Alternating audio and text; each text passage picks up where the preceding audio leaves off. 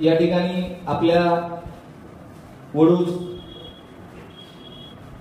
येथे कार्यरत असलेले सिनियर डिव्हिजन आदरणीय नेते साहेब यांनी या ठिकाणी अध्यक्ष म्हणून त्यांना या ठिकाणी आम्ही बोलवलेलं आहे, त्यांचंही मी या ठिकाणी स्वागत करतो। त्याचबरोबर दिवाणी न्यायाधीश आणि दिवाण न्यायाधीश कनिष्ठ आदरणीय गुळवे साहेब हे या ठिकाणी उपस्थित आहेत, त्यांचंही मी या ठिकाणी स्वागत करतो। आणि त्याचबरोबर आपण या ठिकाणी सर्व जमलेले वडूज बारचे, देवडी बारचे, मसवड बारचे सर्व सिनियर्स आणि ज्युनियर्स वकील यांचे मी या ठिकाणी वडूज बारच्या वतीने सहर्ष स्वागत करतो। आता या ठिकाणी आपल्याला कार्यक्रमाला सुरुवात करण्यासाठी या ठिकाणी उपस्थित असलेले आदरणीय डॉक्टर श्री सुधाकर आव्हाड साहेब यांचं स्वागत आपल्या वडूज बारचे अध्यक्ष ॲडव्होकेट PN पाटील यांनी करावं अशी मी अध्यक्षांना विनंती करतो।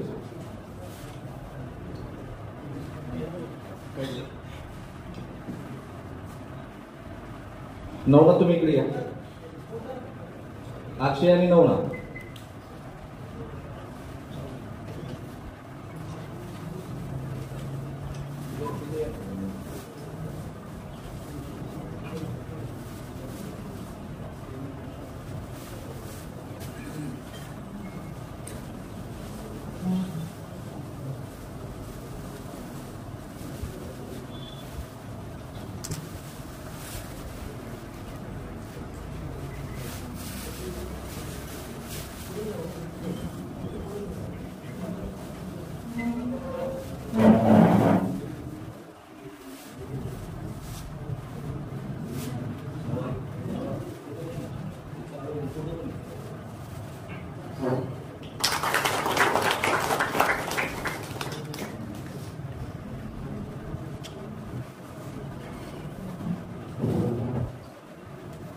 यानंतर आपल्या बारच्या विनंतीला मान देऊन या ठिकाणी उपस्थित असलेले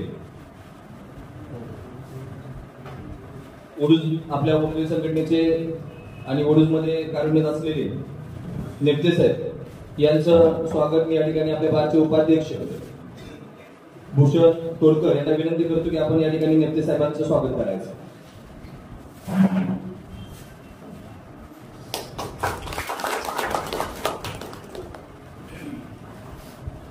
यानंतर या ठिकाणी उपस्थित असलेले दिवाणी न्यायाधीश आदरणीय नेते साहेब यांचंही स्वागत या ठिकाणी बारचे सचिव नवनाथ घारगे यांनी करावं अशी मी नवनाथला विनंती करतो। गुळवे साहेबांचं स्वागत।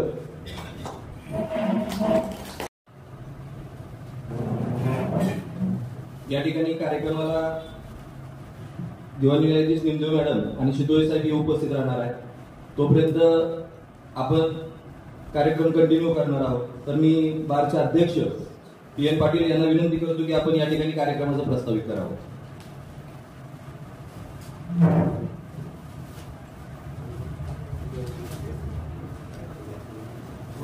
संघटना संचलित व्याख्यानमालेचा कार्यक्रम आयोजित केला होता। आज या कार्यक्रमासाठी आपल्याला वक्ते म्हणून उपस्थित झालेले हिंदुराचे भीष्माचार्य आदरणीय advocate doctor Shri Sudhakarji Awhad sir हे या ठिकाणी आज आपल्याला उपस्थित झालेले आहेत। या कार्यक्रमाचे अध्यक्ष म्हणून वडूज दिवाणी न्यायाधीश वरिष्ठ सर आदरणीय नेते साहेब हे या ठिकाणी उपस्थित झालेले आहेत आणि कार्यक्रमासाठी उपस्थित असणारे वडूज दिवाणी न्यायाधीश वरिष्ठ सर आदरणीय गुळवे साहेब या महोदयांचं या ठिकाणी मी संघटनेच्या वतीनं सहर्ष स्वागत करतो। आणि या कार्यक्रमासाठी आपण ते आज जे लेक्चर होणार आहे त्या लेक्चरचा आपण एक त्याचा फायदा घेण्यासाठी म्हणूया किंवा त्याचा आपण एक श्रोतेगण म्हणून या भूमिकेतून आज या ठिकाणी उपस्थित असणारे वडूज, देवडी, मसवड इकडनं उपस्थित असणारे सन्माननीय सर्व विज्ञ मंडळी आपणा सर्वांचंही मी या ठिकाणी मनापासून सहर्ष स्वागत करतो। खरं तर व्याख्यानमालेमध्ये ज्यावेळेस ज्या ठिकाणी वक्ते असतात त्यांचा परिचय करून देणं हा कुठेतरी रिसिप्रोकल एक हे असतो, रिस्पेक्ट म्हणून किंवा ते त्या पद्धतीने आपण तो एक आपलं कर्तव्य म्हणून आपण भाग समजत असतो. पण आज खऱ्या अर्थानं आज या ठिकाणी जे वक्ते आपल्याला लाभलेले आहेत त्या वक्त्यांचं मला असं वाटतं की आदरणीय आव्हाड सरांच्या बद्दलचा परिचय करून देण्यासारखं आज या ठिकाणी आदरणीय आव्हाड सरांचा परिचय करून देण्यासारखी या ठिकाणी आवश्यकता असं मला म्हणता येणार नाही.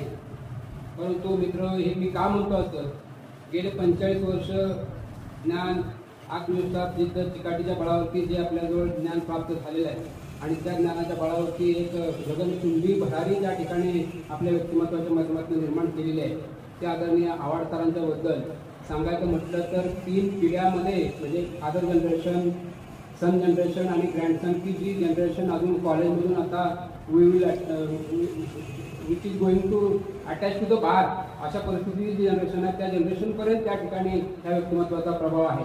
त्यामुळे अशा 3 जनरेशनमध्ये आदरणीय आव्हाड सरांच्या बद्दलचे त्या ठिकाणी एक प्रभाव निर्माण झालेला आहे. त्यामुळं त्या ठिकाणी या व्यक्तिमत्वाबद्दलचं जास्त काही सांगण्यापेक्षा मला एवढंच सांगावं असं वाटतं की ज्यावेळेस या व्यक्तिमत्वाच्या माध्यमातून जेवढे आतापर्यंत ह्या एक उंचीचा टप्पा निर्माण केलेला आपल्या व्यक्तिमत्वाच्या माध्यमातून, तेव्हा निश्चितच त्याच्या पाठीमागे किती कष्ट उपस्थित आहेत किंवा त्याच्या पाठीमागे किती संघर्ष केलेला आहे किंवा कशा पद्धतीनं एज्युकेशन बॅकग्राऊंड झालेलं आहे त्या निमित्ताने मी आवर्जून की कारण आपल्या इथं बरेचसेच नवीन तरुण वकील मंडळी आहेत त्यांना हे माहिती पडलं पाहिजे म्हणून मी थोडक्यामध्ये आदरणीय आव्हाड सरांचा एक परिचय करून देतो.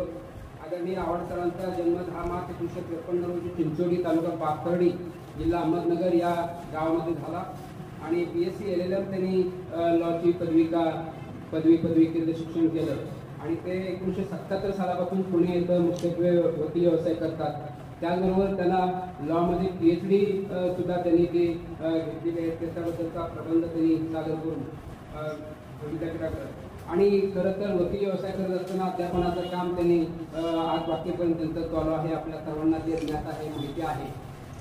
याच्याशिवाय विधी क्षेत्रातील सर्वच प्रोसिडिंगमध्ये म्हणजे की सिव्हिल, क्रिमिनल, रेव्हेन्यू, त्याचबरोबर cooperative, education tribunal, labour, industrial अशा सर्व क्षेत्रामध्ये ते वकील व्यवसाय करतात आणि हे करत करत आज अखेरपर्यंत आदरणीय आव्हाड सरांच्या माध्यमातून त्यांनी जे काही कष्ट घेतलेले आहेत किंवा जे काही प्रयत्न केलेले आहेत ज्ञान देण्यासाठीचं आणि त्याच्या माध्यमातून ज्युडिशरीमध्ये सुद्धा त्यांच्या याच्यातून मार्गदर्शनाखाली आतापर्यंत जवळपास 500च्या जवळपास JMFC न्यायाधीश, त्यातून जिल्हा न्यायाधीश वगैरे अशी त्या ठिकाणी त्यांनी त्यांना ज्ञान उपलब्ध करून दिले किंवा त्या पद्धतीनं तसा त्यांनी तो प्रयत्न केलेला आणि ते सरकारी वकील असतील वगैरे ह्यांना सुद्धा त्यांनी त्या पद्धतीनं मार्गदर्शन केलेलं आहे.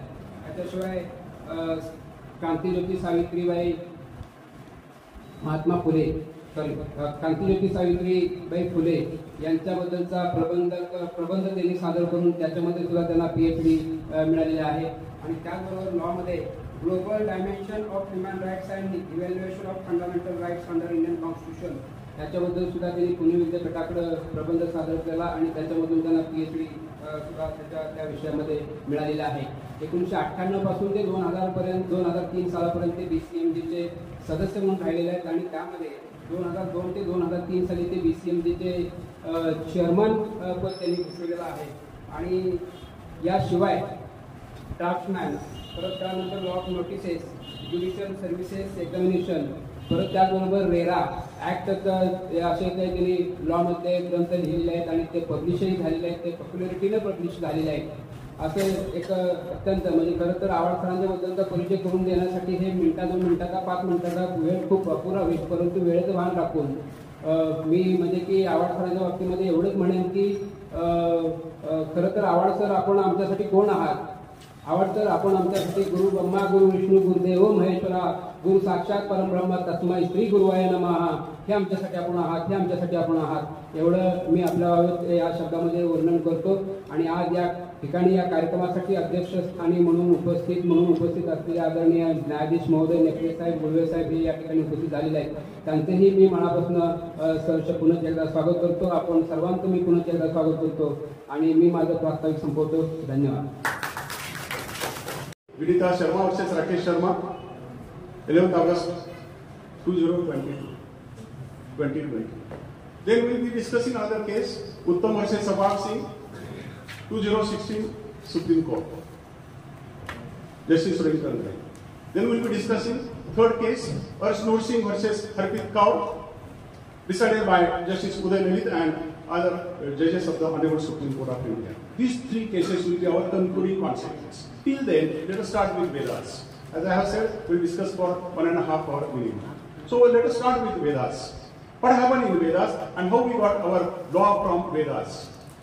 And Justice Mullah, he very precisely states the source of Hindu law. Where from Hindu law came? We know all of us that it is a personal law system. What do we do by personal law system?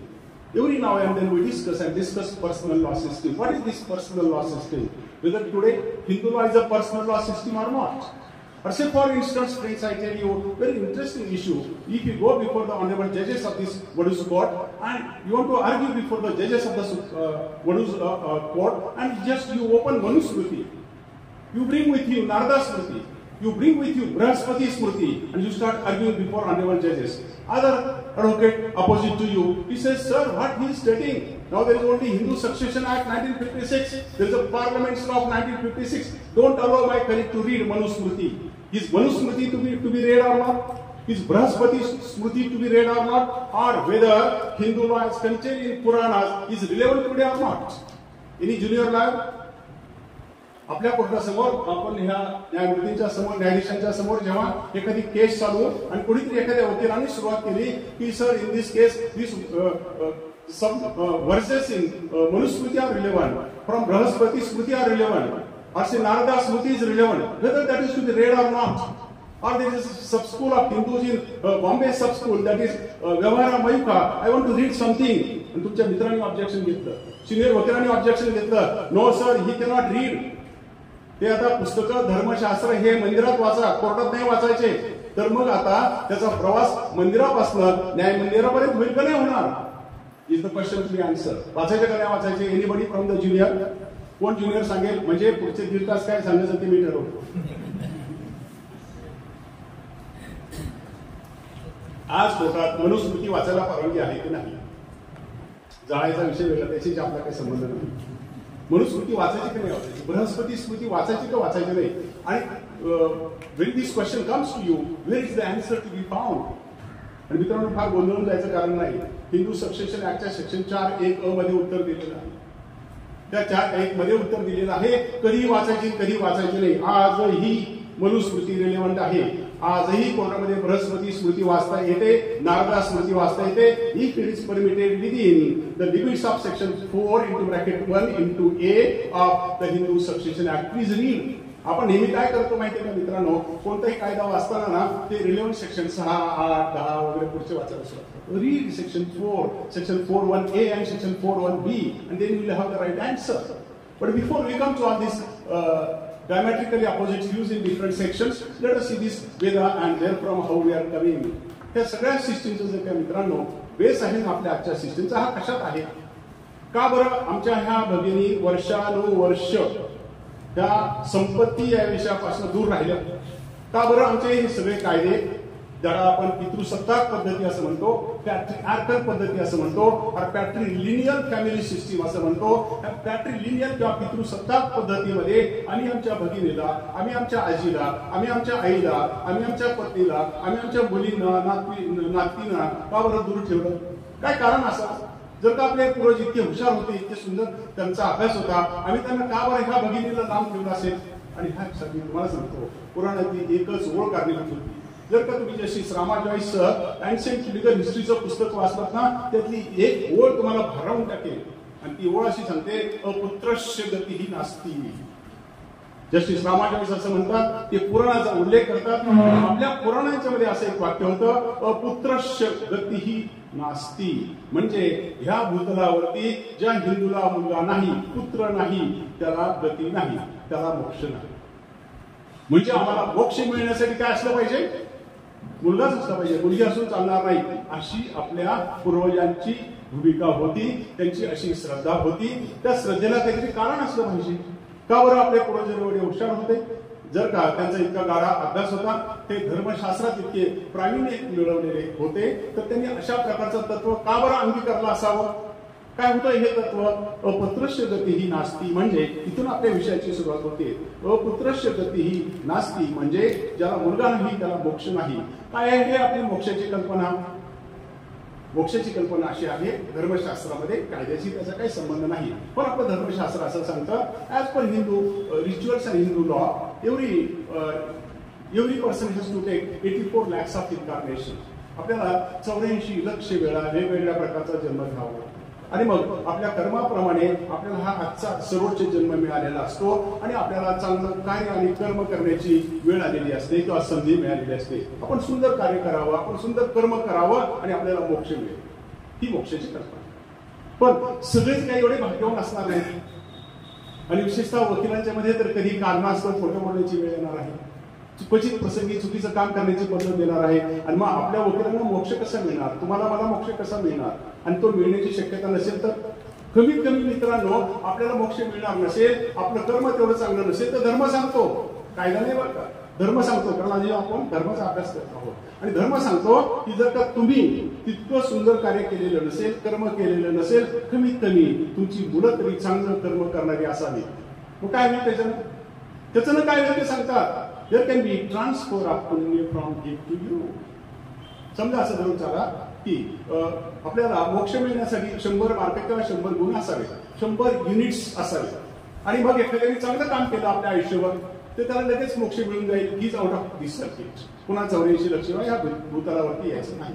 आणि जर नाही झालं तर एखाद्याने ते इतके गुण मिळाले नाहीत, 90च गुण त्याला मिळाले, 90च युनिट्स त्याला पुण्य मिळालं तर त्याचं कर्म थोडं कमी पडलं तर मग तो आपले धर्म सांगतो त्याचं कुठं पोपटात जन्म असेल, कुठं झाडावरती असेल, कुठेतरी लटकलेला असेल आणि त्याला अजून मोक्ष मिळालेला नसेल.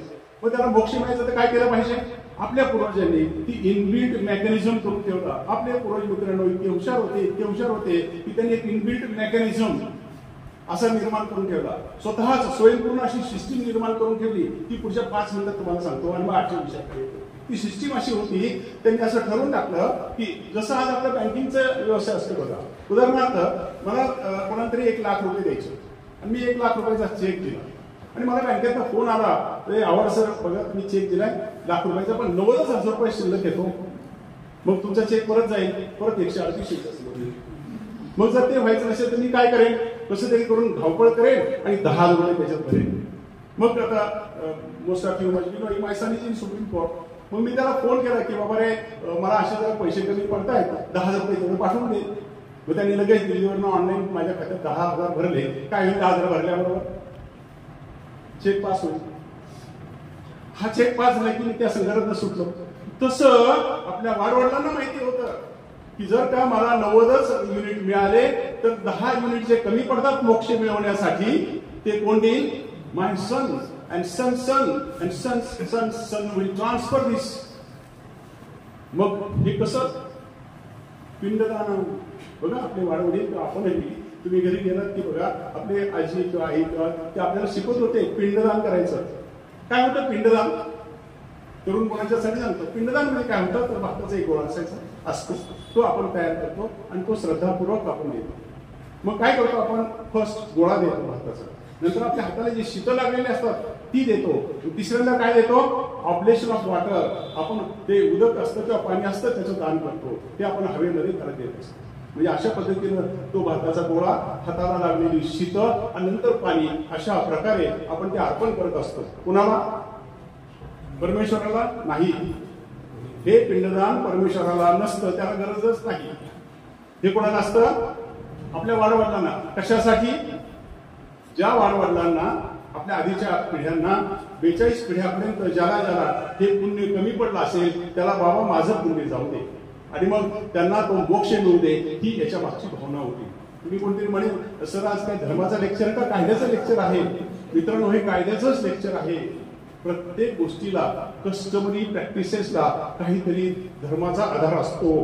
कोणत्याही धर्मात customary practices that dependent on some religious principles, आणि तसं याला तो आधार होता. मग हे आपल्या पूर्वजांनी विचार केला की अरे मग आता मला इथून पुढे कोण देणार आहे पिंडदान? तर मुलालाच करावं लागेल. मुलीला का बरं करता येणार नाही? कारण आमची ही भगिनी लग्नानंतर पुढे जाणार आहे नवऱ्याच्या घरी. तिचा नवरा कुणाला पिंडदान करायला तिला सोबतीला घेईल? त्याच्या वडिलांना. मग ह्याच्या वडिलांना पिंडदान करण्यासाठी मुलगाच असला पाहिजे आणि मग ते सगळं कार्य त्यांनी आपल्या मुलावरती टाकून दिलं. एवढंच नाही, मग त्यांना वाटलं अरे हा मुलाला आपण हे सोपवलं, समजा माझ्याकडे कमी गुण असतील, मी कुठेतरी झाडावरती इकडे तिकडे लटकून राहिलेलो असेल, मोक्ष मिळण्याच्या प्रती मला अजून जायचं असेल आणि हा विसरला तर माझा मुलगा हा सद्गुणी न निघता दिवटा मुलगा निघाला तो विसरला पिंडदान करायला तर बघा किती हुशार होते. मग त्यांनी 15 दिवसाचा प्रोग्रामच बिल्ड करून टाकला. पितृ पंधरवडा काय असतो? पितृ पंधरवडा त्याला सायंटिफिक बेसिस आहे मित्रांनो. पितृ पंधरवडा म्हणजे काय तर त्या 15 दिवसामध्ये समाजातले सगळे लोक पिंडदान करत असतात. मग जर काय ह्या माणसाचा किंवा माझा मुलगा ते विसरला तर तो नाही स्वतः लक्षात ठेवलं आणि दुसऱ्याचं बघून तरी कमीत कमी करेल आणि म्हणून आपल्याकडचा पितृ ठेवला. म्हणजे अशा रीतीनं हा इनबिल्ट मेकॅनिझम ठेवला आणि पुण्यदान आणि पिंडदानाची कल्पना मध्ये आली. मग पिंडदान आलं. मग आता वडिलांनी आणखी एक मेकॅनिझम करून ठेवला. तिथे कायदा मध्ये आला. ह्या धर्मात कायदा कुठे आला ते आता शेवटच्या वाक्यात तुम्हाला सांगतो. मग वडिलांनी विचार केला, वाडवडिलांनी विचार केला, ते तर अत्यंत लर्नेड होते आपले वाडवडील. तर त्यांनी विचार केला की हे काम मुलगाच करणार, माझी मुलगी काय करणार नाही. पण याला काहीतरी लालूच पण दाखवली पाहिजे आणि ती लालूच म्हणजे अँसेस्ट्रल प्रॉपर्टी. काही काळजी करू नकोस, माझी सगळी इस्टेट आहे ना तुला देऊन टाकेल. तुझ्यापेक्षा 2 मोठ्या भगिनी तुझी ताई आणि तुझी दिदी आहे ना त्यांना काही देणार नाही, तुला एकट्यालाच देऊन टाकेल. तेवढं ते पिंडदानाचं लक्षात ठेव. म्हणजे थोडक्यात एक प्रकारे पिंडदानाचं हे पवित्र किंवा अशा प्रकारचं कार्य करण्यासाठी आम्ही त्याला एक इन्सेंटिव्ह देऊन ठेवला, लालूच देऊन ठेवली, एक प्रकारचं करप्शन देऊन ठेवलं आणि त्या प्रकारानं तिथून पुढे फक्त मुलगा मुलगा आणि मुलगा 2005 साला ही जी गोष्ट होती ही धर्माची गोष्ट होती. आम्हाला हजारो वर्ष पूर्वी. मग त्याच्यातून मुक्तता कशी झाली त्याकडे आपण आता येऊया. तुम्हाला बेसिस तर कळाला की धर्म कसा होता. मुलालाच आम्ही इथून पुढे काम आणलं आणि ह्याच्यातनंच को-पार्सनरीचा उदय झाला. को-पार्सनरी आपण नेहमी कोर्टासमोर गेला, माननीय न्यायाधीशांच्या समोर सारखं तुम्ही आर्ग्युमेंट करता, sir ancestral property, sir coparcenary and therefore only male members are entitled. Why? त्याचा बेस जो होता तो इथे आला हे तुमच्या लक्षात घ्या. याच्यातून मग नंतर हिंदू जॉईंट फॅमिलीची कल्पना आली. काय होती हिंदू जॉईंट फॅमिलीची कल्पना? काय आहे हिंदू जॉईंट फॅमिलीची कल्पना? काय असते हिंदू फॅमिली? आणि फार सुंदर व्याख्या दिलेली आहे ज्युनियर वकिलांच्यासाठी. मेल मेंबर्स विदिन त्या को-पार्सनरीच्या आणि हिंदू जॉईंट फॅमिलीच्या मध्ये कॉमन एन्सेस्टर मूळ पुरुष, descendants from common ancestor plus wives of the male members coming from other families, less married daughters going from this family to other families who are joint in food, joint in residence and joint in worship. They constitute Hindu joint family. इतकी एक ओळीची व्याख्या मुल्ला साहेबांनी दिलेली आहे. काय म्हणतात ते? कोण असते हिंदू जॉईंट फॅमिली? काय प्लीडिंग यायला पाहिजे तरुण वकिलांचं? न्यायाधीशांचं तुमच्याविषयी जे मत बनत असतं ना ते तुमच्या प्लीडिंगवर येत असतं, तुमच्या कपड्यावर येत नसतं. तुमच्या आर्ग्युमेंटनं प्रभावित व्हायच्या अगोदर न्यायाधीश तुमच्या प्लीडिंगनं प्रभावित होत असतात. आणि जर का हिंदू लॉचा एखादा खटला न्यायाधीशांच्या समोर यायचा असेल तर तुमचं प्लीडिंग तेवढं प्रभावी असलं पाहिजे. आणि प्रभावी प्लीडिंगसाठी काय तुम्हाला कन्सेप्ट पाहिजे? एक 4 कन्सेप्ट तुम्हाला basically that shall go into your blood. कोणचा concept? First Hindu joint family. काय पाहिजे त्याच्यासाठी? कॉमन एन्सेस्टर मूळ पुरुष. आणि काय पाहिजे त्याच्या पुढे? डिसेंडंट फ्रॉम हिम, त्याच्यापासून निर्माण झालेली प्रजा, मुलं मुली. आणि मग अजून काय ऍड करायचं? ह्या मुलांच्यासाठी दुसऱ्या घरातून आलेल्या मुली म्हणजे सुना, त्यांच्या बायका. आणि याच्यातनं काय वजा करायचं? ह्या कुटुंबातल्या ज्या मुली लग्न होऊन बाहेर गेल्या त्यांना वजा करायचं. दिस इज द मेंबरशिप. पण एवढे एकत्र आले म्हणजे हिंदू जॉईंट फॅमिली नव्हे. They shall be joint in food, joint in residence and joint in worship. 3 गोष्टीसाठी ते एकत्र पाहिजे. That joint is the joint family. मग ती फॅमिली जॉईंट होईल. मग यासाठी कुठे प्रॉपर्टीची जरुरी होते का? Have I said anything about property? Whether any jurist in his book says anything about property in Hindu joint family? No. आणि म्हणून मुल्ला साहेब असं म्हणतात that there can be Hindu joint family of beggars also. भिकाऱ्यांचं पण एकत्र कुटुंब असू शकतं. उदाहरणार्थ मोठ्या शहरामध्ये ते काही भिकारी एकत्र राहत असतील, संध्याकाळी एका पुलाच्या खाली राहत असतील, सकाळी झालं की एक एअरपोर्टला भीक मागायला जातो, एक रेल्वे स्टेशनला भीक मागायला जातो, एक 5 स्टार हॉटेलच्या दारात भीक मागायला जातो, एक आपल्या चौकात उभा राहतो, तिथे भीक मागतात. संध्याकाळी एकत्र येतात. एकत्र आले की त्या पुलाच्या खालीच त्यांचा बाळ बिस्तरा असतो, तिथेच ते स्वयंपाक पाणी करतात, एकत्र खातात पितात, रविवारी देवधर्माला जातात. एकत्र कुटुंब. Is property necessary? मुलं सेज नो. इथं काही गरज नाही. 3च गोष्टी, joint in food, joint in residence and joint in worship. ते 3 गोष्टी एकत्र केल्या तर आमचं एकत्र कुटुंब. पण हा जो मगाशी मी तुम्हाला कॉन्सेप्ट सांगितला, अपुत्रस्य गती ही नास्ती, आणि जे पिंडदानाची प्रक्रिया सांगितली लगेच आपल्या पूर्वजांनी ती मध्ये आणली. एवढं मोठं एकत्र कुटुंब असलं तरी त्या एकत्र कुटुंबामध्ये आम्ही को पार्सनरी किंवा पुरुष प्रधान संस्था निर्माण केली, पॅट्रिआर्कल सिस्टीम निर्माण केली, पुरुष मंडळ निर्माण केलं. काय असते को पार्सनरी? को पार्सनरी म्हणजे पुरुष मंडळ. आम्ही हे पुरुष मंडळ निर्माण केलं, आणि ह्या पुरुष मंडळाच्या मध्ये आम्ही काय केलं तर only male members within 4 degrees holding ancestral property. एकीकडे हिंदू जॉईंट फॅमिलीमध्ये आम्ही सगळे भाराभार घेतले, मुलं घेतल्या, मुली घेतल्या, सुना घेतल्या, दरवर्षी डॉटर्स परत आले असतील, कोण कोण असेल असेल त्या सगळ्यांना घेतलं. परंतु को पार्सनरीमध्ये कोणाला घेतलं? Male members. आमच्यातला पुरुष अहंकार जागा झाला, तो स्वार्थ जागा झाला. वाढवण्याची गोष्ट आम्हाला कळाली, काय मुलांनाच फक्त इस्टेट द्यायची, कारण तो तुम्हाला स्वर्गाप्रती नेणार आहे, तो मोक्षास मदत करणार आहे, आणि म्हणून फक्त पुरुष. Male members and that too within 4 degrees. Degree म्हणजे पिढी, 4 जनरेशन्स होल्डिंग अँसेस्ट्रल प्रॉपर्टी. आता काय पाहिजे तर अँसेस्ट्रल प्रॉपर्टी पाहिजे, 4 पिढ्यापर्यंत पाहिजे, आणि फक्त पुरुष. Anybody beyond 5th generation?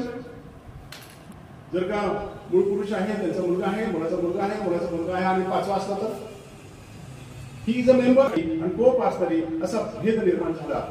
अगदी अलीकडे 4-5 वर्षात त्यांनी वकिली सुरू केली, त्यांच्यासाठी सांगतो. एक शेवटचं उदाहरण घेतो आणि मग खऱ्या मटेरियल गोष्टीकडे आपण जाऊया. उदाहरणार्थ कसं हे घडतं ते सांगतो की तालुक्याच्या ठिकाणी नसेल, पण आम्ही ज्या ग्रामीण भागात छोटेसे खेड्यात आलो तिथं काय पद्धत असते, आपल्या दिवाळीला एक मोठा सण असतो, दसऱ्याला एक मोठा सण असतो, सगळे एकत्र येतात, विशेष करून दिवाळीच्या दिवशी. आणि मग सगळे कुटुंब एकत्र पुरणपोळी किंवा गोडधोड आपापल्याप्रमाणे करतात आणि एकत्र जेवण करतात. त्या दिवशी पुढचा आपल्या वर्षभराचा जो कुटुंबाचा आर्थिक आलेख असतो त्याचाही डिसिजन व्हायचे असतात. वर्षभराचा जरा हिशोब करून ठेवायचा असतो. सगळे एकत्र जेवतात. जेवल्याबरोबर ते जे पॅट्रिआर्कल सिस्टीम मधले असतात ना, जे पुरुष मंडळ असतं ना, ते लगेच सांगतात बायकांना, आता झालं जेवण खावण, आता असं करा, तुमचे भांडे बिंडे धुवायचा कार्यक्रम चालू करा, आम्ही जरा ते पैसे अडक्याचं पाहतो. म्हणजे थोडक्यात ज्या आजीच्या कमरेला किल्ले असतात तिला सुद्धा आम्ही त्याच्यात समाविष्ट करून घेत नाही, आणि फक्त पुरुषांनाच घेतो. 80 वर्षाची आजी सल्लागार असू शकते पण मालक असू शकत नाही. शेमडा पोरगा तो सल्लागार नसतो पण मालक असतो. ही तर को पार्सनरीची खासियत असते. मग ही जी को पार्सनरी तयार झाली आमची, त्या को पार्सनरीमध्ये कोण घटक झाले? Male members within 4 degrees holding ancestral property. Hindu joint family आणि को पार्सनरी फरक तुम्हाला समजला. मग जर का आता ही को पार्सनरी करायची असेल तर काय आवश्यक आहे? Ancestral property. आणि मग इश्यू निर्माण होतो, व्हॉट इज अँसेस्ट्रल प्रॉपर्टी? काय असते अँसेस्ट्रल प्रॉपर्टी? प्रत्येक प्लीडिंग मध्ये बघा अँसेस्ट्रल प्रॉपर्टी असे शब्द असतात. आणि आता तर तुम्हाला सांगतो, after the recent judgment of the supreme court there is no ancestral property now. By virtue of coming into provisions of amended section 6(3) of the Hindu Succession Act, now there is no ancestral property. There is no co-parsonage. We'll discuss hereafter. मग issue निर्माण झाला की जर का अशा पद्धतीने को-पार्सन झाली, ancestral property आली. What is ancestral property?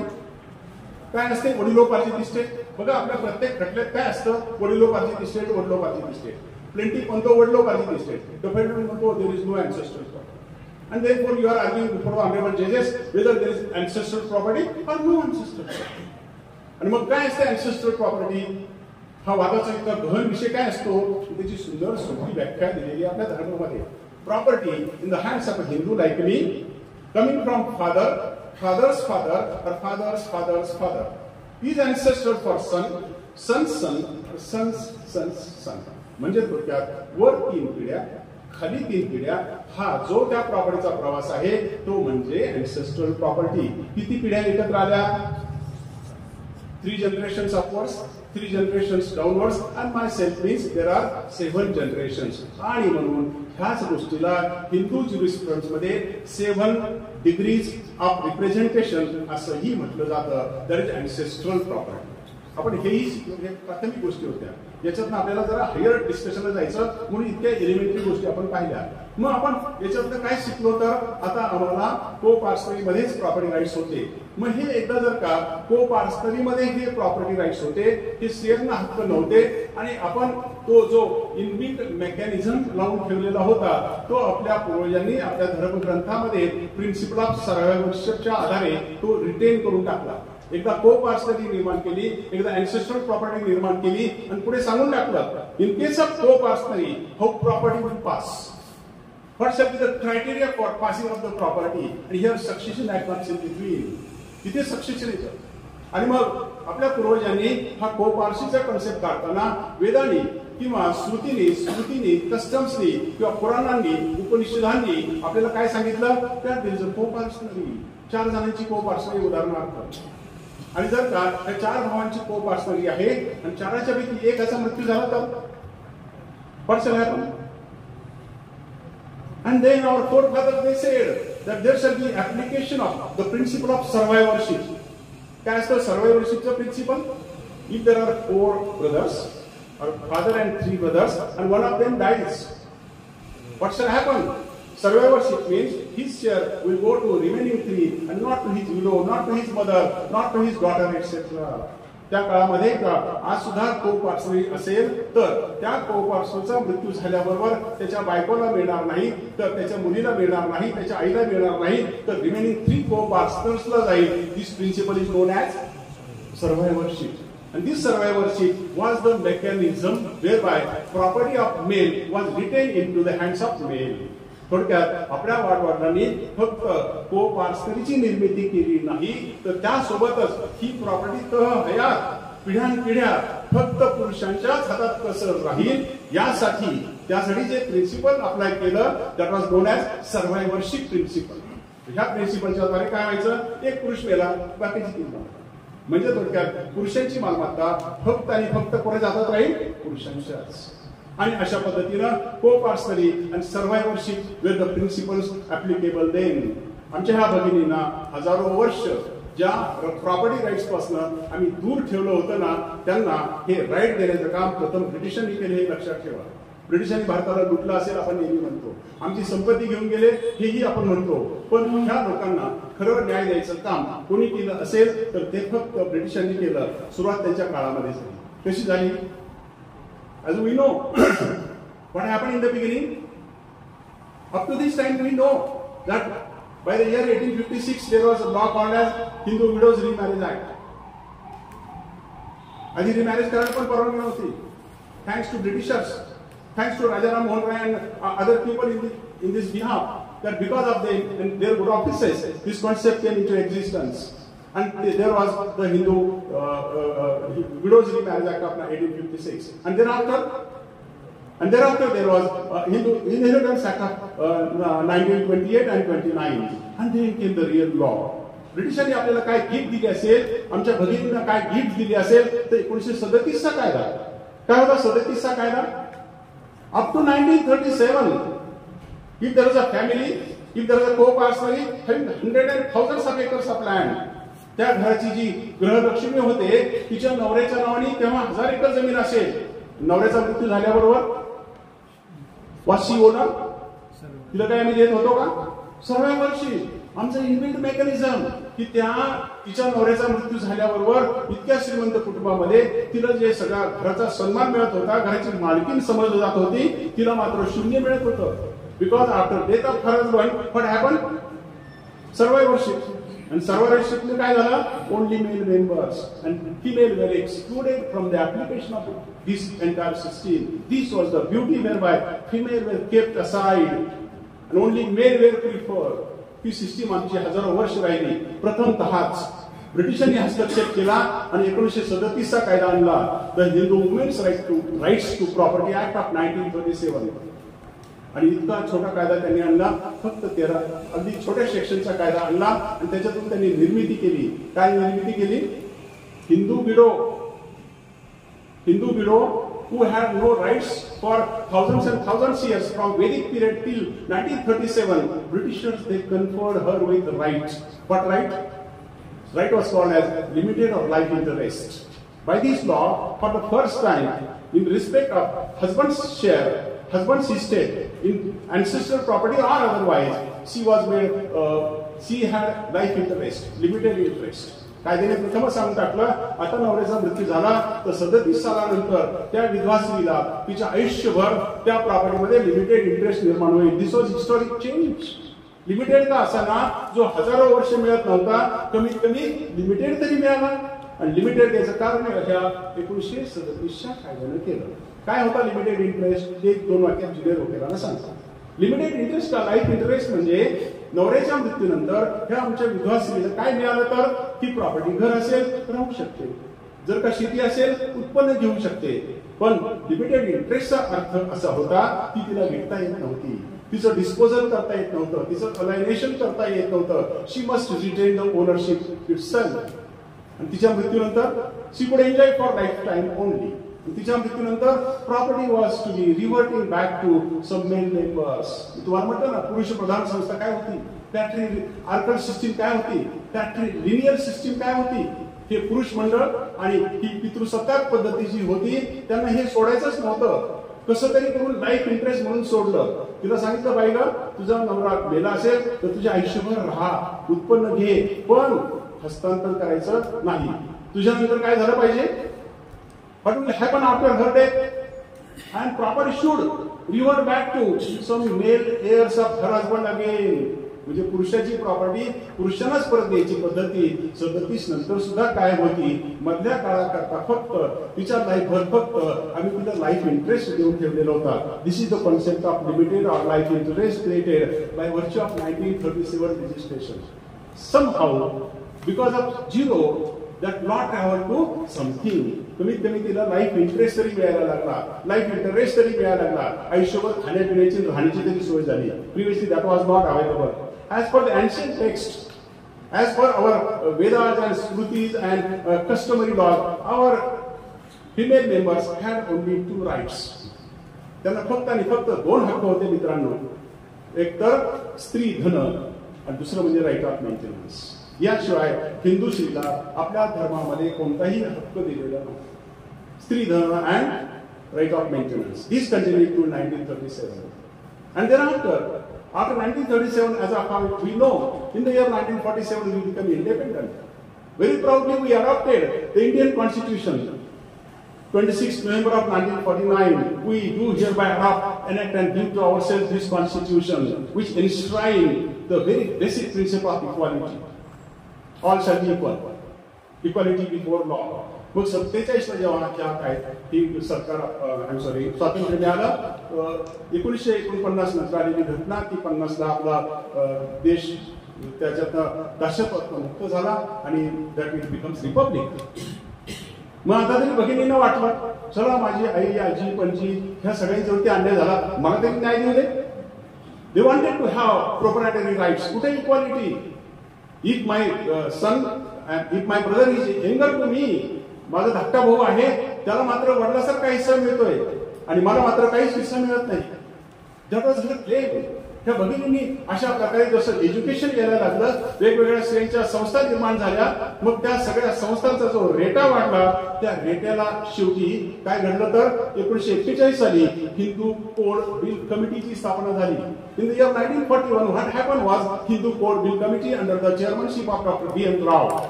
Doctor B N. Rao यांच्या अध्यक्षतेखाली हिंदू कोड बिल कमिटीची स्थापना झाली 41 साली. काय होतं हिंदू कोड बिल कमिटी? हा पुराणात आणि इतक्या विचित्र ठिकाणी, इतक्या वेगवेगळ्या ठिकाणी असलेला हा हिंदू कायदा सगळे एकत्र आणला की त्याचं कोडिफिकेशन करतो.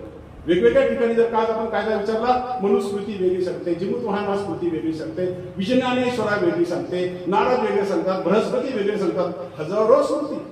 मग त्याच्यावेळी असं ठरलं, अरे हे सगळे एकत्र आणा आणि कोडिफाय करून टाकू. Let there be codification of Hindu law, and for that purpose B.N. Rao committee was constituted.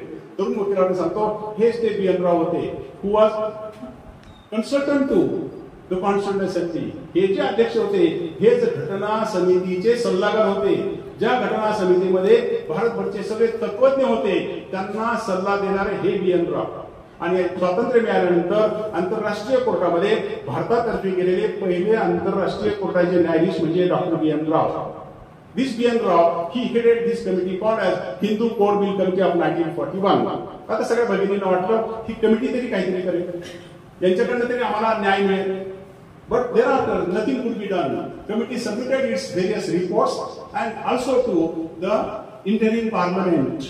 What was interim parliament? Any junior? काय असतं interim parliament? बघा 47 देश स्वतंत्र झाला. पहिले इलेक्शन कधी झाल्या? 51 ला झाल्या. मग ते इलेक्शन होईपर्यंत मधल्या काळात देश तर स्वतंत्र झाला, करते कोण होते? पंतप्रधान कोण होते? इलेक्शन तर झाले नव्हत्या पार्लमेंटच्या. म्हणजे मधल्या काळात भारतासाठी, स्वतंत्र भारतासाठी 47 त्याच्या सालापासून 51 सालापर्यंत कायदे कोण करत होतं? पार्लमेंट तर नव्हतं. इलेक्टेड पार्लमेंट अस्तित्वात यायचं होतं. Who were doing laws, who were passing laws, electing laws. आणि जी घटना समिती स्थापन झालेली होती त्या घटना समितीलाच देश स्वतंत्र झाल्यानंतर आणि घटना अंमलात आल्यानंतर, घटना अंमलात आल्याबरोबर त्या घटना समितीचं रूपांतर पार्लमेंटमध्ये करण्यात आलं. घटना समिती that was acting as interim parliament. घटना समितीने केलेली प्रत्येक कृती हे पार्लमेंटसारखी होती. Parliamentary laws were made by the constituent assembly. मग त्या हिंदू कोड बिल कमिटीने आपले रिपोर्ट सगळे त्या घटना समितीकडे दिले. परंतु घटना समितीमध्ये इतकी देशभरची विद्वान लोक होते. जवाहरलाल नेहरू होते, डॉक्टर सर्वपल्ली राधाकृष्णन होते, इतके डॉक्टर राजेंद्र प्रसाद होते. इतक्या मोठ्याची ती कमिटी होती. त्यांच्यासमोर हा रिपोर्ट गेल्यानंतर there were diverse forces working आणि नथिंग कुड हॅपन. त्याच्यावरती इतके वितंडवाद झाले, काहीच घडलं. त्या दृष्टीनं हिंदू कोड कधीच निर्माण झाला नाही. आणि त्यानंतर पार्लमेंट आलं. पार्लमेंट आल्याबरोबर पार्लमेंट समोर हा विषय चर्चेला आला आणि त्यानंतर हिंदू सक्सेशन ऍक्ट तयार व्हावा असं डॉक्टर आंबेडकरांनी ठसून सांगितलं. आणि जेव्हा आंबेडकरांनी सांगितलं की सक्सेशन मॅटर्स मध्ये हा को पार्सलीचा कॉन्सेप्ट नष्ट करून टाकला पाहिजे, there shall be no coparcener and Hindu female and Hindu male, son and daughter shall be at par. आपण ह्या जो घटनेतला हा जो असमतोल आहे, राईट टू इक्वालिटी आहे, ते प्रिन्सिपल अप्लाय करूया आणि ह्या दोघांच्या मध्ये जो मतभेद फरक आपण केलेला आहे तो दूर करून टाकूया. सन इज इक्वल टू डॉटर. मात्र हा जो कन्सेप्ट डॉक्टर आंबेडकरांनी मांडला तो जवाहरलाल नेहरूंना पसंत नव्हता.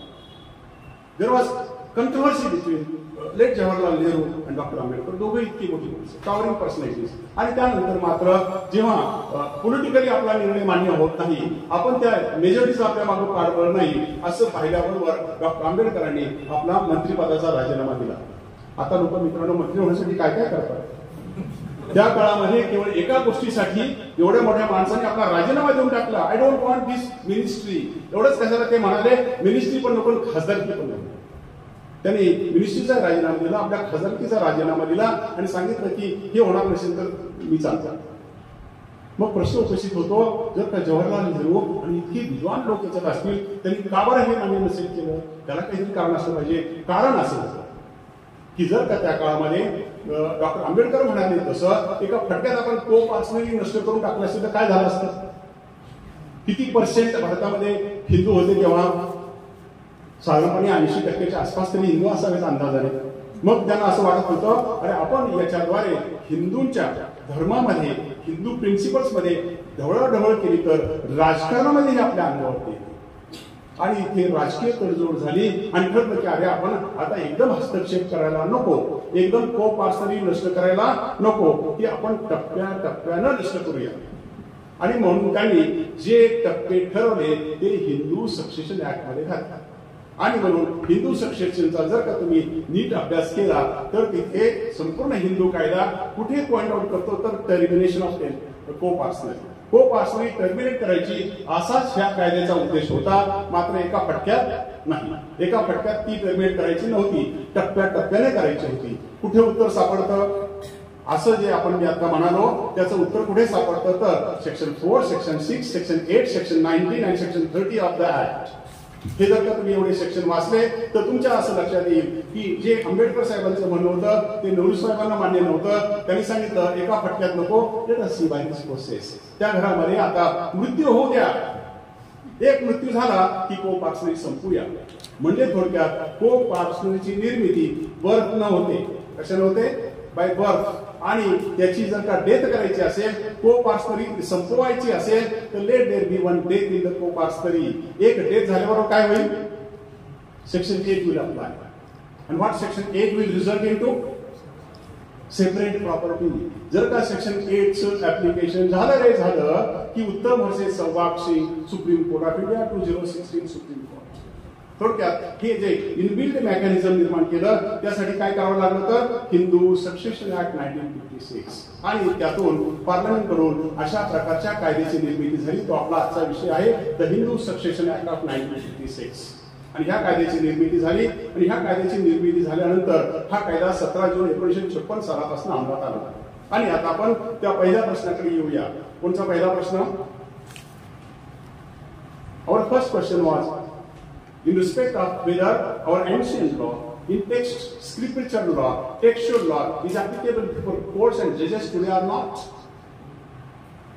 आणि जर का तुम्ही कोणतंही माननीय सर्वोच्च न्यायालयाचं पार्टिशनवरचं जर का जजमेंट वाचलं, इन्क्लुडिंग विनीता शर्मा वर्सेस राकेश शर्मा, कोणतेही सुप्रीम कोर्टाचं जजमेंट काढा, सगळ्या धर्मग्रंथाचा उल्लेख आढळतो. मग इकडे आपण असं म्हणतो की जर का 17 जून 56 पासून जर हिंदू सक्सेशन ऍक्ट आला असेल, पार्लमेंटचा कायदा आला असेल तर तेच वाचवाय ना, फक्त त्याची कॉमेंट्री वाचू, त्याचे जजमेंट वाचू, कशाला जुना आपला हजारो वर्षाचा कायदा वाचायचा? And that is decided with reference to section 4. हे वाचण्यासाठी प्रत्येक तरुण वकिलांना पुढचे सेक्शन वाचायच्या अगोदर सेक्शन 4 वाचा मित्रांनो. त्या 4 सेक्शनचं जे हेडिंग आहे ना, that itself is self explanatory. काय आहे त्याचं हेडिंग? Over riding effect. काय दिलं हेडिंग? ओव्हर रायडिंग इफेक्ट म्हणजे वरचढ ठरणे. थोडक्यात हा कायदा कुठे कुठे धर्मग्रंथापेक्षा वरचढ ठरेल, that is decided in section 4. आणि सेक्शन 4 हा पूर्वी सेक्शन 4(1), सेक्शन 4(1) आणि सेक्शन 4(2) असा होता. त्यापैकी सेक्शन 4(2) जो होता तो 2005च्या अमेंडमेंटने काढून टाकलेला आहे. आता फक्त सेक्शन 4(1) आणि ब आहे. मग आपण आता 4(1) कडे जाऊया. आणि 4(1) फक्त 4 ओळीमध्ये त्या 2 कायद्याची सांगड घालतो. पुस्तकातला काय म्हणजे कोणची पुस्तकं? Vedas, उपनिषदास, and ऋषीज and मुनीज and their work, and on the other hand पार्लमेंटचा कायदा. ह्या दोघांच्या मध्ये काय परस्पर संबंध आहे हा सेक्शन 4(1) दाखवतो.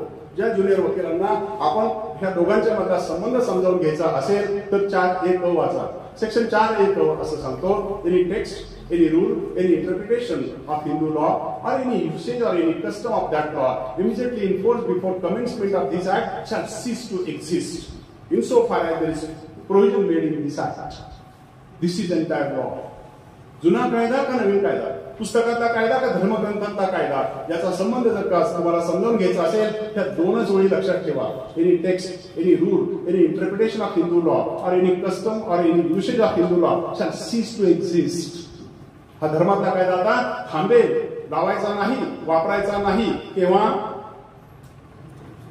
त्या 4 गोष्टी, any text, any rule, any interpretation or any usage of custom of Hindu law shall cease to exist. आता ती अस्तित्वात राहणार नाही, लावायची नाही. केव्हा? If there is provision made in this act. जर ह्या ऍक्ट मध्ये स्पेसिफिक तरतूद असेल तर त्या 5 गोष्टी वापरायच्या नाहीत, आणि नसली तर, याच्यात तरतूद नसली तर लावायची. आज सुद्धा मनुस्मृती वाचायची केव्हा? आज सुद्धा बृहस्पती वाचायची केव्हा? सगळे जुने धर्मग्रंथ वाचा, आपण यांच्यासोबत त्याचं विश्लेषण करा.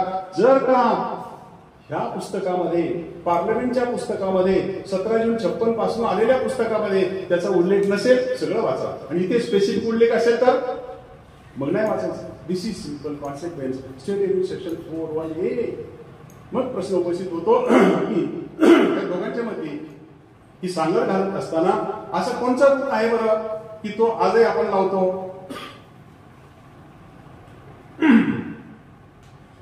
कोणी चालेल? तरुण वकिलांनी सांगा.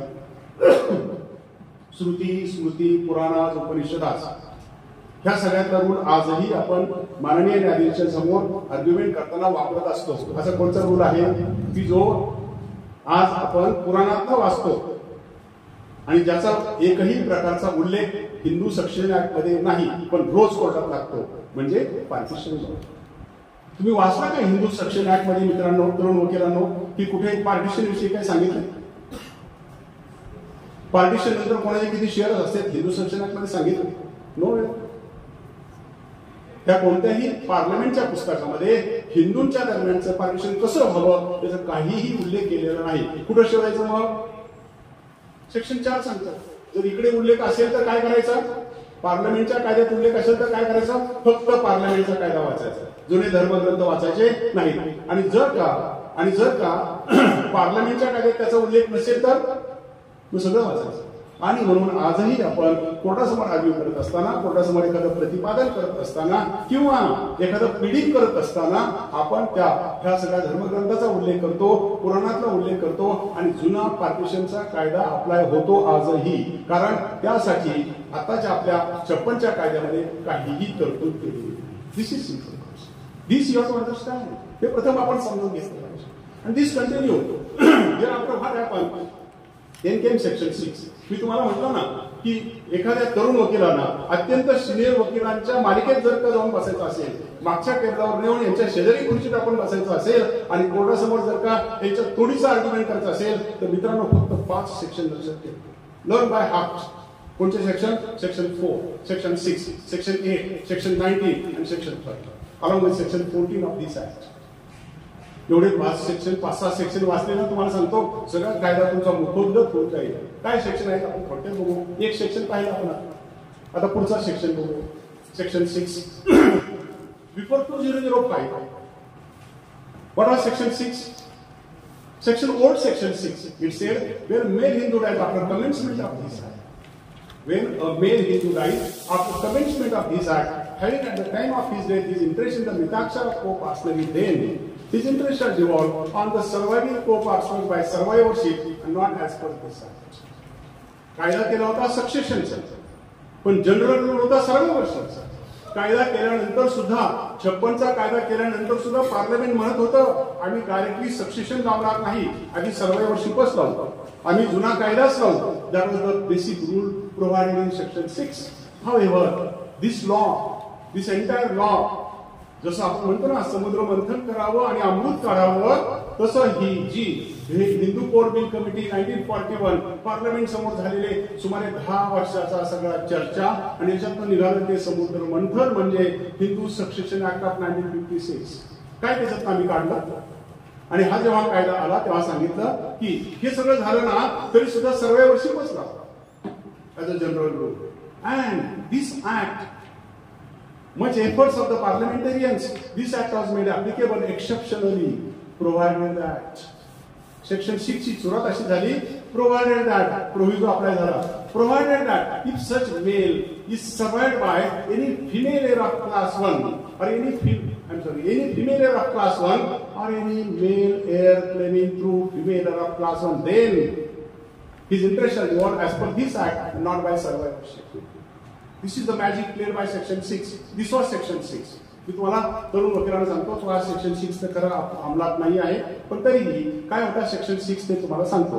जुना सेक्शन 6 जो 2005 पर्यंत अंमलात होता तो असं सांगतो की जर का एखाद्या को-पार्सलचा मृत्यू झाला तर त्याच्या मृत्यूनंतर त्याचा को-पार्सलरी मिताक्षरा फॅमिलीमध्ये असलेला इंटरेस्ट हा फक्त आणि फक्त पुरुषांना जाईल, स्त्रियांना मिळणार नाही, कोणालाच मिळणार नाही. Provided that. आणि इथे खरं पार्लमेंटने ते गिमिक केलेलं होतं, ती टॅक्टिस वापरलेली होती, कशी को पार्सनली संपवायची याचा तिथून सुरुवात झाली. Provided that. काय होता प्रोव्हिजो की जर का हा जो हिंदू पुरुष मेलेला आहे तो मृत्यू पावलेला आहे त्याच्यानंतर जर का फिमेल एअर ऑफ क्लास 1 असेल किंवा any male heir claiming through the female heir असेल मग मात्र हजारो वर्षाचा जुना कायदा वापरायचा नाही, आता पार्लमेंटचा कायदा वापरायचा. म्हणजे आधीचा कायदा कधी वापरायचा आणि पार्लमेंटचा कायदा कधी वापरायचा, सर्वाइवर्शिपचं प्रिन्सिपल कधी वापरायचं आणि सक्सेशनचं प्रिन्सिपल कधी वापरायचं हे कोण ठरवायला लागलं? सेक्शन 6. सेक्शन 6 जनरल रूल म्हणाला सर्वाइवर्शिप पुरुष आणि पुन्हा पुरुषांचा.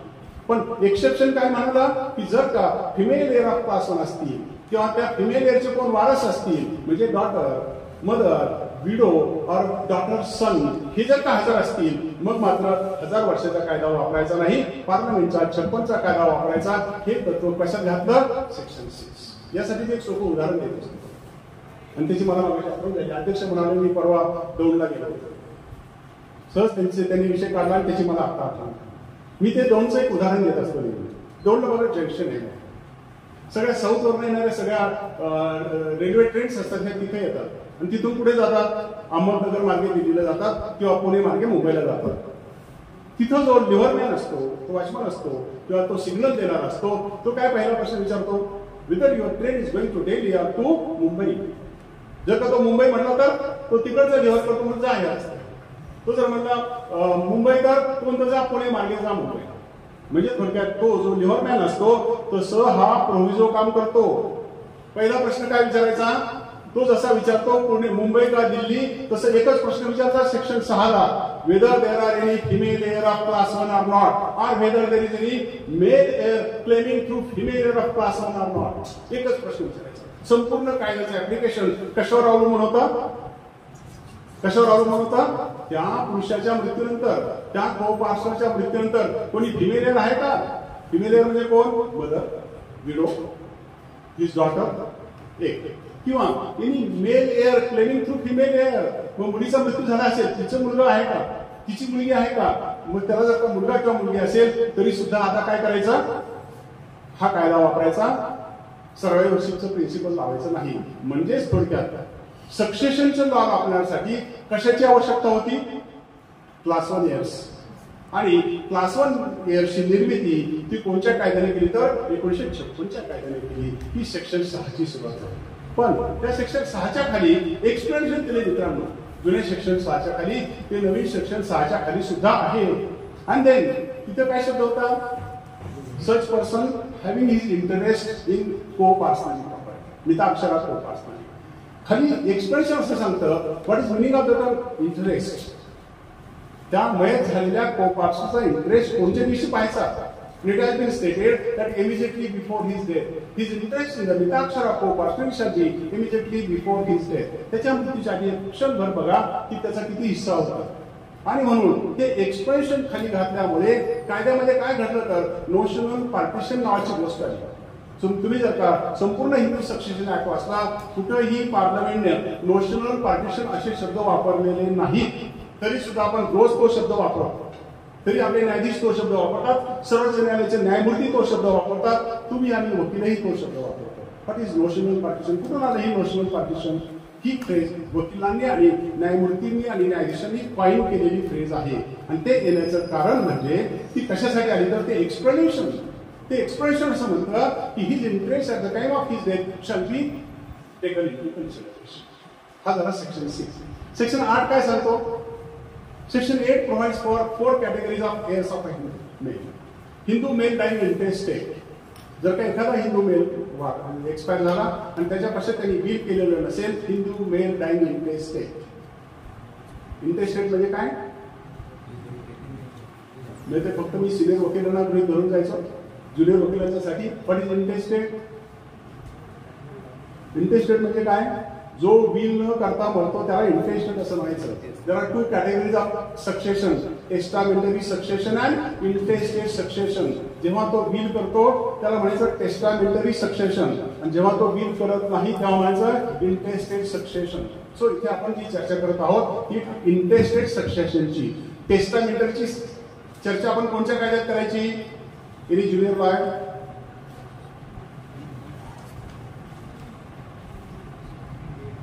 टेस्टामेंटरीची सगळी चर्चा इंडियन सक्सेशन ऍक्ट ऑफ 1925 त्याच्या खाली आपण ती चर्चा करायची. हा झाला आपला सेक्शन 8.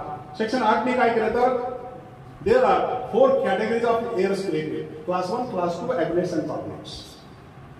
त्याच्यापैकी आपण सेक्शन 6च्या ऍप्लिकेशन साठी काय गृहीत धरत होतो? Female heir of class 1 or any male heir claiming through female heir of class 1. हा झाला सेक्शन 6. देण्यात आला सेक्शन 8. सेक्शन 8 झाला ना की मग आपण जातो सेक्शन 14 कडे. दिस इज अनदर हिस्टॉरिकल सेक्शन. जे आमच्या हिंदू भगिनींना, जे आमच्या हिंदू स्त्रियांना आम्ही हजारो वर्ष नाकारलेलं होतं, जे आम्ही हजारो वर्ष नाकारलेलं होतं ते या सेक्शन 14 देऊन टाकलं. Any property possessed by a Hindu female acquired either before, after or at the time of commencement of this act shall be held by her as an absolute owner, not as a debited owner. जर का हा कायदा अंमलात यायच्या दिवशी म्हणजे 17 June 1956 ला आमच्या एखाद्या हिंदू भगिनीच्या हातामध्ये अशी इस्टेट असेल which she possessed, that is acquired before or after commencement of this act shall be held by her as an absolute property. आमच्या हिंदू भगिनीकडे आलेली प्रॉपर्टी आता लिमिटेड ओनरशिप राहणार नाही, तिची ती काय होईल, ऍब्सोल्यूट ओनरशिप. असं सेक्शन 14(1) असं म्हणतो. सेक्शन 14(2) वेगळं सांगतो, तो इथे रिलेव्हंट नाही पण सांगून ठेवतो. सेक्शन 14(2) मुळे मात्र तिच्याकडे लिमिटेड इंटरेस्ट राहू शकतो. सेक्शन 14(1) प्रमाणे ती she becomes absolute owner. However, section 14(2) provide that if any property is obtained by her under any document, device or under any gift or under any will, then if there are inherent restrictions imposed by the will or by the gift, etc., then she will become limited owner. Otherwise, she becomes absolute owner. This is section 14. And then comes section 19. It is another historic section. आपण बघा रोजच्या argument मध्ये कधीच section 19 कडे लक्ष देत नाही, पण ही जी स्कीम पार्लमेंटने आखली होती, जवाहरलाल नेहरूच्या अध्यक्षतेखाली किंवा त्यांच्या मार्गदर्शनाखाली जी स्कीम आखली गेली होती, त्यातला सगळ्यात महत्वाचा रोड सेक्शन 19 होता मित्रांनो. काय सेक्शन 19 म्हणतो?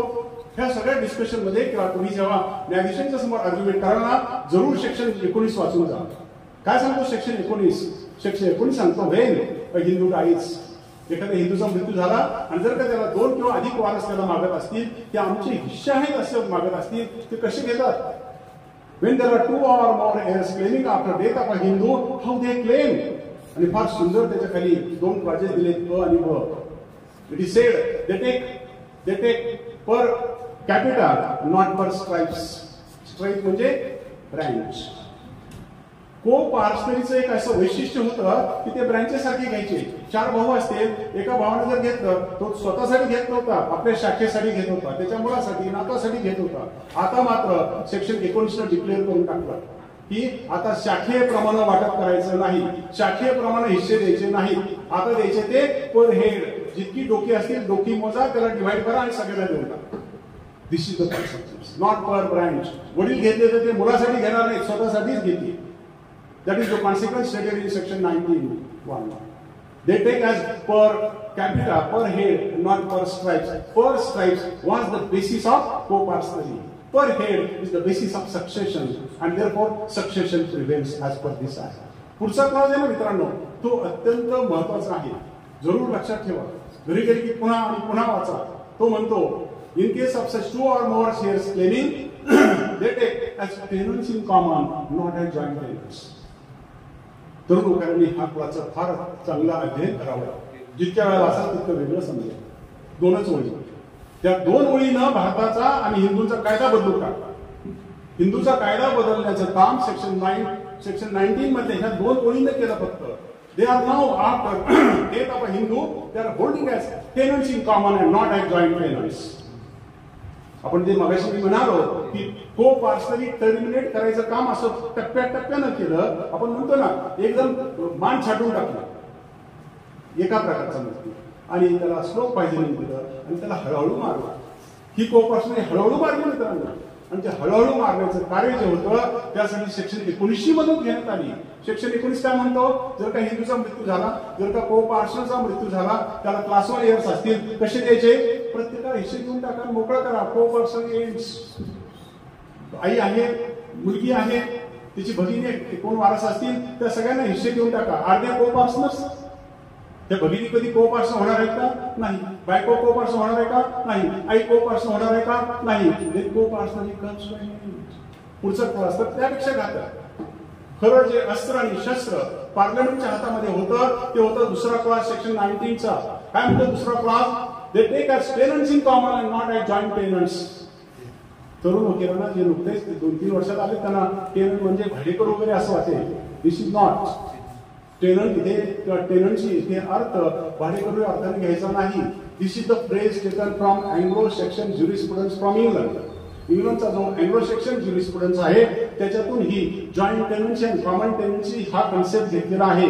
काय असते जॉईंट टेनन्सी? टेनन्सी म्हणजे भाडेकरू नव्हे, टेनंट नव्हे.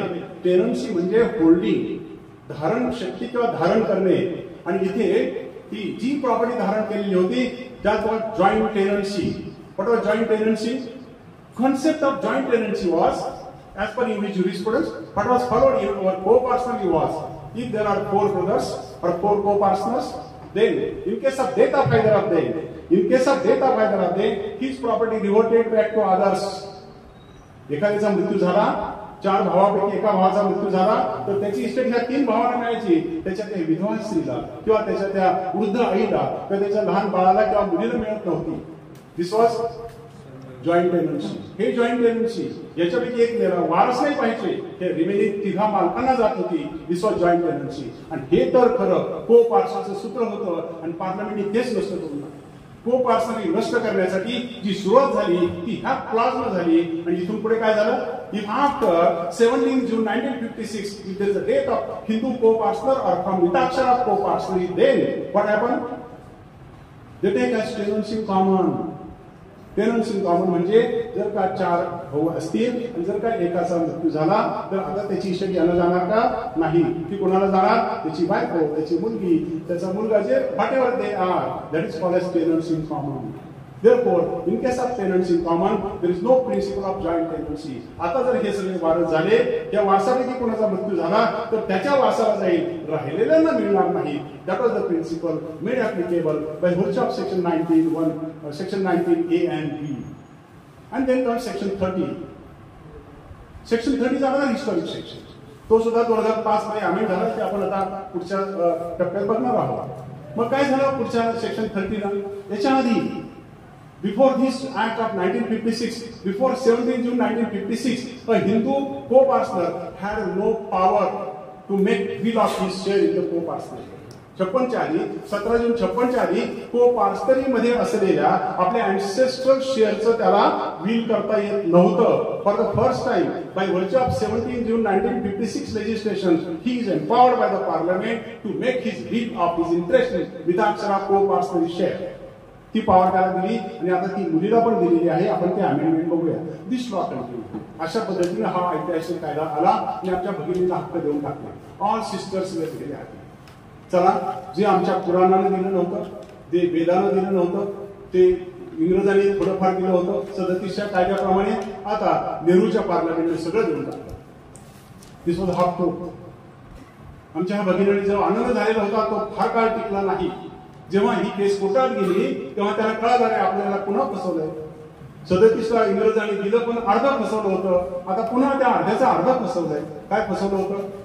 तिला असं वाटलं होतं की आता घटना आलेली आहे, आंबेडकरांची इतकी मोठी घटना आलेली आहे आणि आता इक्वालिटी आलेली आहे आणि आता सगळ्या एवढ्या घटना समितीच्या लोकांनी हा कायदा केलेला आहे, आता तरी खरी इक्वालिटी आली असेल. आणि जेव्हा कोर्टासमोर केस गेली तेव्हा लक्षात आलं. काय लक्षात आलं? Say that there is one simple case will take.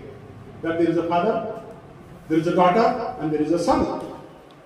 He coparcenary आहे आणि त्याच्यामध्ये वडील आहे, मुलगा आहे आणि मुलगी आहे. Father dies. Are son and daughter getting equally? 56च्या कायद्यामुळे आपण मुलीला आणि मुलाला सारखा हिस्सा देत होतो का? नाही. केस येईपर्यंत तिला वाटत होतं मला सारखा हिस्सा दिलाय, पण सारखा हिस्सा दिलेला नव्हता. तो कसा फसवा होता ते न्यायाधीशांनी सांगितलं. मग त्यांच्यासमोर जेव्हा केस गेली त्यात there was father, there was daughter and there was a son. मग ह्या त्या वडिलाच्या मृत्यूनंतर कसं वाटप झालं, कशी सिनियर वकील मंडळी ड्राफ्ट करतात आणि कसे निकाल येतात त्याच्यावर बेस होतो. आणि मग काय झालं तर ह्या वडिलाच्या मृत्यूनंतर त्या भावाने पहिलं सांगितलं ताई ग हे आपण वाटप करून टाकू, पण मी वडिलांच्या बरोबर को-पार्सनर होतो. मग को-पार्सनर किती शेअर असतात? 1/2. मग वडिलांच्या हिश्श्याला फक्त अर्धा होता, अर्धा माझाच होता. मला अर्धा कोणी दिला होता? वाडवडिलांनी दिला होता, माझ्या वडिलांनी नव्हता दिला. मग वाडवडिलांनी दिलेला अर्धा हिस्सा मी घेतो, वडिलांचा जो अर्धा हिस्सा आहे ना तो वाटपाला घेऊया. त्याच्यात आपण 2 अर्धे हिस्से करू, तू इक्वल घे. तिला अर्धा घेऊन टाकला, यांनी अर्धा घेतला. अर्ध्याचा अर्धा म्हणजे 1/4. तिला 1/4 दिला, त्यांनी पुन्हा 1/4 घेतला. वडिलाबरोबर एकदा म्हणाल, बहिणीबरोबर पुन्हा 1/4. किती झाले? 3/4. आणि बहिणीला किती दिला? 1/4. That is how we are received. आमच्या भगिनीची अशी फसवणूक केली या पार्लमेंटच्या कायद्यानं दिलं, पण 1/4 फॉर्म्युलाचं दिलं. थोडक्यात वडिलांच्या इस्टेटीमध्ये समान हक्क दिला, तिला कोपार्सच नाही. दिस कंटिन्यू. थोडक्यात ही स्टोरी इथपर्यंत आली. हे कंटिन्यू झालं भारतामध्ये. मग हा वेळ अजून थोडा वेळ घेतो आपली परवानगी असेल. मग हा पुढे चालू राहिला कायदा. हा कायदा चालू राहिला. शिक्षणाचं प्रमाण वाढलं. जसं शिक्षणाचं प्रमाण वाढलं तसा भगिनींचा रेटा वाढला. वेगवेगळ्या इन्स्टिट्यूशन भगिनीच्या निर्माण झाल्या आणि त्यांचा रेटा पार्लमेंटवरती वाढवायला लागला, वेगवेगळ्या लेजिस्लेचरवरती वाढायला लागला. आणि भारतातला सगळ्यात सुशिक्षित प्रांत म्हणजे केरळ. आणि ह्या सगळ्यांच्यामध्ये शहाणा प्रांत म्हणजे केरळ. त्यांनी पहिला कायदा करून टाकला. In the year 1975, the Kerala Hindu Joint Family System into bracket Abolition bracket Complete Act Comma 1975. आणि त्यांनी फक्त 12-13 शिक्षणाचा कायदा करून टाकला. आणि केरळ प्रांतामध्ये 1975 सालापासून को-पार्सनरी ठेवली नाही. तेव्हा अबॉलिश को-पार्सनरी, तेव्हा अबॉलिश जॉईंट फॅमिली सिस्टीम, तेव्हा नॉट अबॉलिश हिंदू फॅमिली. याचा अर्थ त्यांनी हिंदू फॅमिली नाही नष्ट केली. हा जो प्रॉपर्टी विषयी आपण जो मुद्दा आणलेला होता तो नष्ट करून टाकला. आणि there now in state of Kerala since 1975 there is no right by birth. आता राईट बाय बर्थ असा कन्सेप्ट ठेवलेला नाही. सगळ्या प्रॉपर्टी आता सेपरेट प्रॉपर्टी झालेल्या आहेत. वडिलांचा मृत्यू झाला की सगळ्या वारसांना सारखी प्रॉपर्टी मिळेल. There is no coparcenary in state of Kerala from 1975. ते प्रोग्रेसिव्ह स्टेट पहिलं होतं. But as I have said, this subject of today comes in concurrent list. This subject of today comes in concurrent list. Succession is for parliament as well as state legislature. Article 254(1) and 2 regulates this. आणि म्हणून प्रत्येक प्रांताला सुद्धा आपला वेगळा कायदा करता येतो, मात्र त्यासाठी राष्ट्रपतीची संमती असते असे घटनेत सांगितले. By virtue of this, Kerala has done. And then Andhra Pradesh state. Andhra Pradesh state has passed a regular state law in the year 1986-87. And then Tamil Nadu provided for the same act of 1889. And then thereafter, a law was passed in Karnataka and Maharashtra state in the year 1994. And in Maharashtra state, law came into force from 22nd June 1994. आणि महाराष्ट्रामध्ये याविषयीचा कायदा आला. तो कधी आला? 22 जून 1994. आणि त्या काळात आपल्या सर्वांना माहिती आहे राष्ट्रवादीची बरीच मंडळी इथे हजर असतील. शरद पवार साहेब तेव्हा मुख्यमंत्री होते. आणि म्हणून गमतीनं असं म्हटलं जातं की त्यांना साहेबांना एकच कन्या असल्यामुळे बहुतेक त्यांनी हा कायदा आणलेला असावा. यातला आपण मित्रांनो गमतीचा भाग सोडून देऊ, पण ही जी व्हिजन असते, ही जी फोरसाईट असते, स्तुती करतो म्हणून मी त्या पक्षाचा आहे असं समजू नका.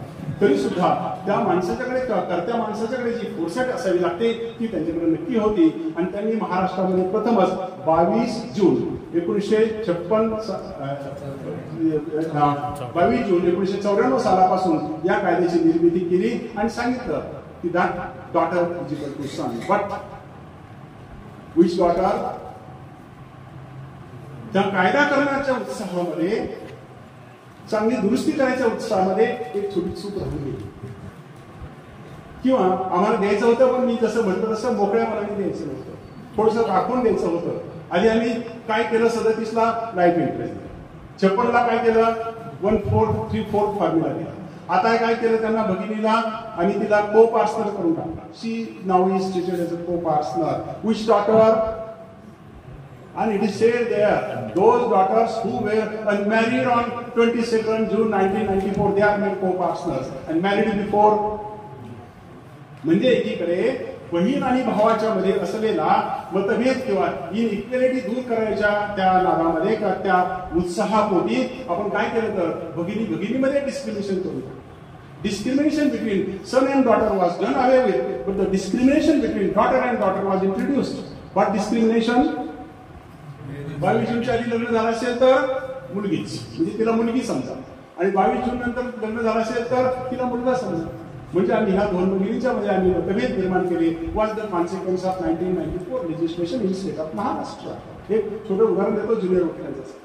उदाहरणार्थ बघा, आपल्याकडे महाराष्ट्रामध्ये जून महिन्यात लग्नाचा सीझन असतो. आणि मग एखाद्या कुटुंबामध्ये 2 भगिनी असतील आणि एक भाऊ असतात.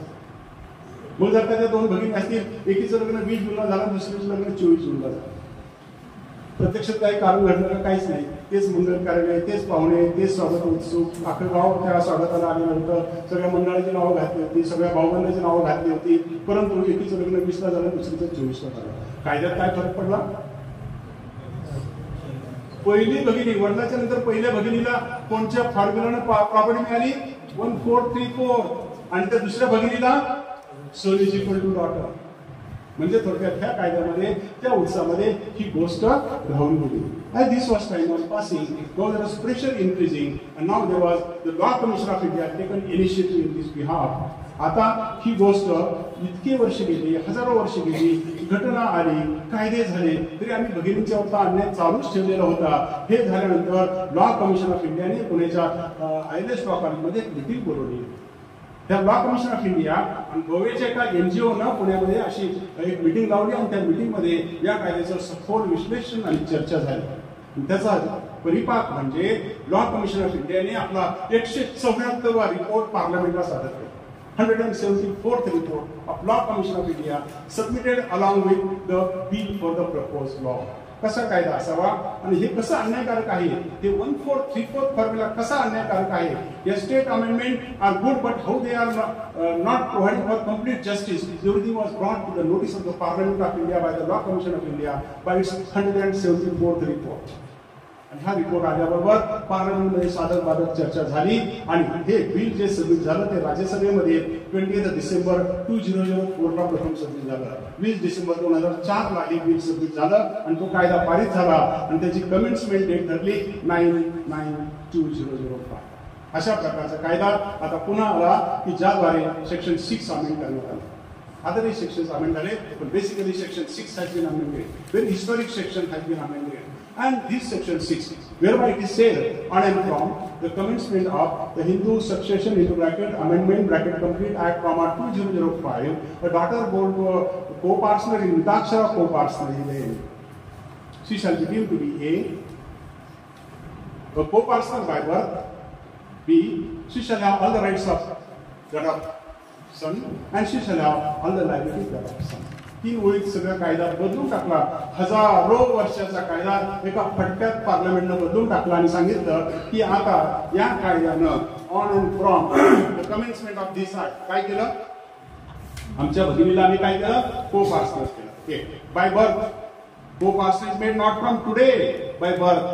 आणि सेकंडली काय केलं आम्ही तिला अजून को-पार्सनर करून टाकला. अजून काय केलं, भावाच्या सगळ्या जबाबदाऱ्या तिला दिल्या, भावाचे सगळे हक्क दिला तुम्ही. म्हणजे थोडक्यात सन आणि डॉटर मध्ये डिस्क्रिमिनेशन राहिलं का. आधी 37ला काय दिलं, रिलेटिव्ह इंटरेस्ट. 56ला काय दिलं, 1/4 केरळने काय केलं 100%. महाराष्ट्राने काय केलं, मॅरिड अनमॅरिड. आणि आता काय दिलं तर she is made absolute owner at par with son. हे सगळं दिल्याबरोबर तमाम भगिनी खुश झाले आणि आता तरी सगळं मिळालं. पण हे सगळं मिळाल्यानंतर आधी कोण देत नव्हतं, धर्म, वेद, उपनिषद ते देत नव्हते. नंतर थोडं कोणी दिलं, ब्रिटिश. नंतर सगळं कोणी दिलं, 1/4 फॉर्म्युला पार्लमेंट. केरळला कोणी दिलं सगळं, केरळ गव्हर्नमेंट. नंतर 94ला कोणी दिलं, पवार साहेबांच्या मंत्रिमंडळाने सगळं देऊन टाकलं. आणि आता मात्र भारतीय पार्लमेंटने ह्या स्त्रीला पूर्ण हक्क देऊन टाकला. She was very happy. Yes, I want everything. Doctor said that I want everything. But friends, now this entire process had been to the judges for 15 years. ही छोटीशी गोष्ट की जी आता आम्हाला इंटरप्रिट करायची होती ती आमच्या न्याय संस्थेला 15 वर्ष लागली to come to some conclusion. And ultimately on 11th August 2020, this matter has been finally decided by the Supreme Court. Let us see in 10 minutes time how this entire process will exist. काय घडलं नेमकं, हे गेले 15 वर्ष आम्हाला ही एक गोष्ट decide करायला लागली. कोणची गोष्ट ते तुम्हाला सांगतो. Which daughter is entitled to benefit. फक्त एक बॉटम लाईन गोष्ट करायची होती, कोणत्या मुलीला आम्ही हक्क दिलाय. Whether daughter born after 9/9/2005 or whether daughter born after 17 June 1956 or whether daughter born before 1956 also or not. एवढंच फक्त डिसाइड करायचं. In this bigger process there were cases and cases, and we know that courts are burdened with cases, and therefore cases are not coming for hearing immediately, and the 15 years time consumed. Process started. process started with Karnataka state. In the year 2010 was a case before Karnataka High Court, Pushpalata versus Padma. Issue was whether this act is prospective or retrospective. तीनच शब्द होते मित्रांनो, prospective, retrospective and retroactive. या 3 शब्दामध्ये 15 वर्षे. आणि मग मुद्दा आला, निर्माण झाला case Pushpalata versus Padma 2010 Karnataka High Court. Whether this act is prospective or retrospective. And Karnataka High Court said this was the beginning case on this issue. And Karnataka High Court said yes, it has got retrospective issue. And if daughter is born after 17 June 1956, then this act is applicable. If daughter is born after 992-2005, this act is ipso facto applicable. तर त्या 17 जून 56 आणि 9/9/2005 नंतर जन्मलेल्या सगळ्या मुलींना हा कायदा लागू करा. Immediately within couple of months time, there was another case before same High Court, Prakash versus Phulavati. 2010-11 मध्ये पुन्हा ही केस निर्माण झाली. Karnataka High Court said now yes, that case is correctly decided and in respect of this application, this has a retrospective effect. Daughter born after 17 June 1956, act is applicable. This was happening in Karnataka High Court. Case came for decision before Bombay High Court. In the year 2011, Sudhakar Patil versus Chandrakant Desle and others was decided by Lady Prashant Patil, Madam of Bombay High Court.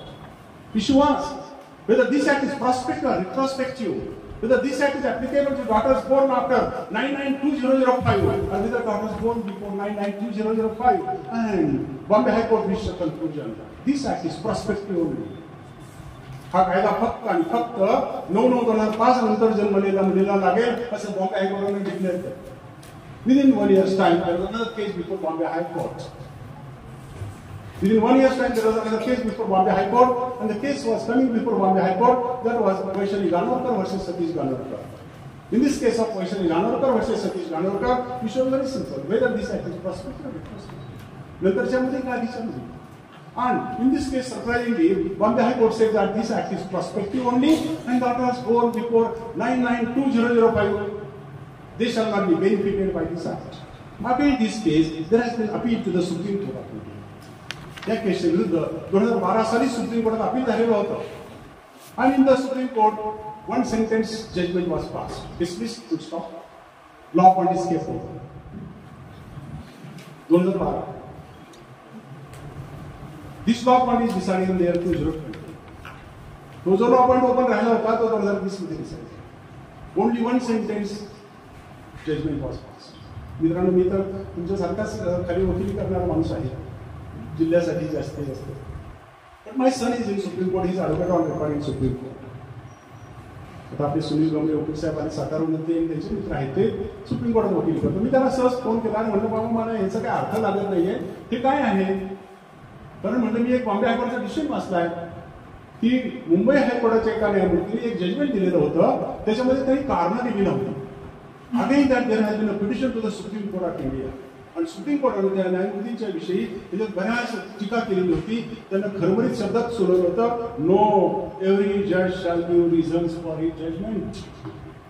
मी त्याला इतकंच विचारणार, जर आमच्या high court न्यायमूर्ती द्यायचं, ह्याच्या न्यायाधीशांना द्यायचं, तुम्हाला नाही का निवडून लागू, मला माहिती नाही म्हणतात procedure, I am not aware of that. पण सुप्रीम कोर्टासाठी वेगळे रूल्स आहेत मित्रांनो.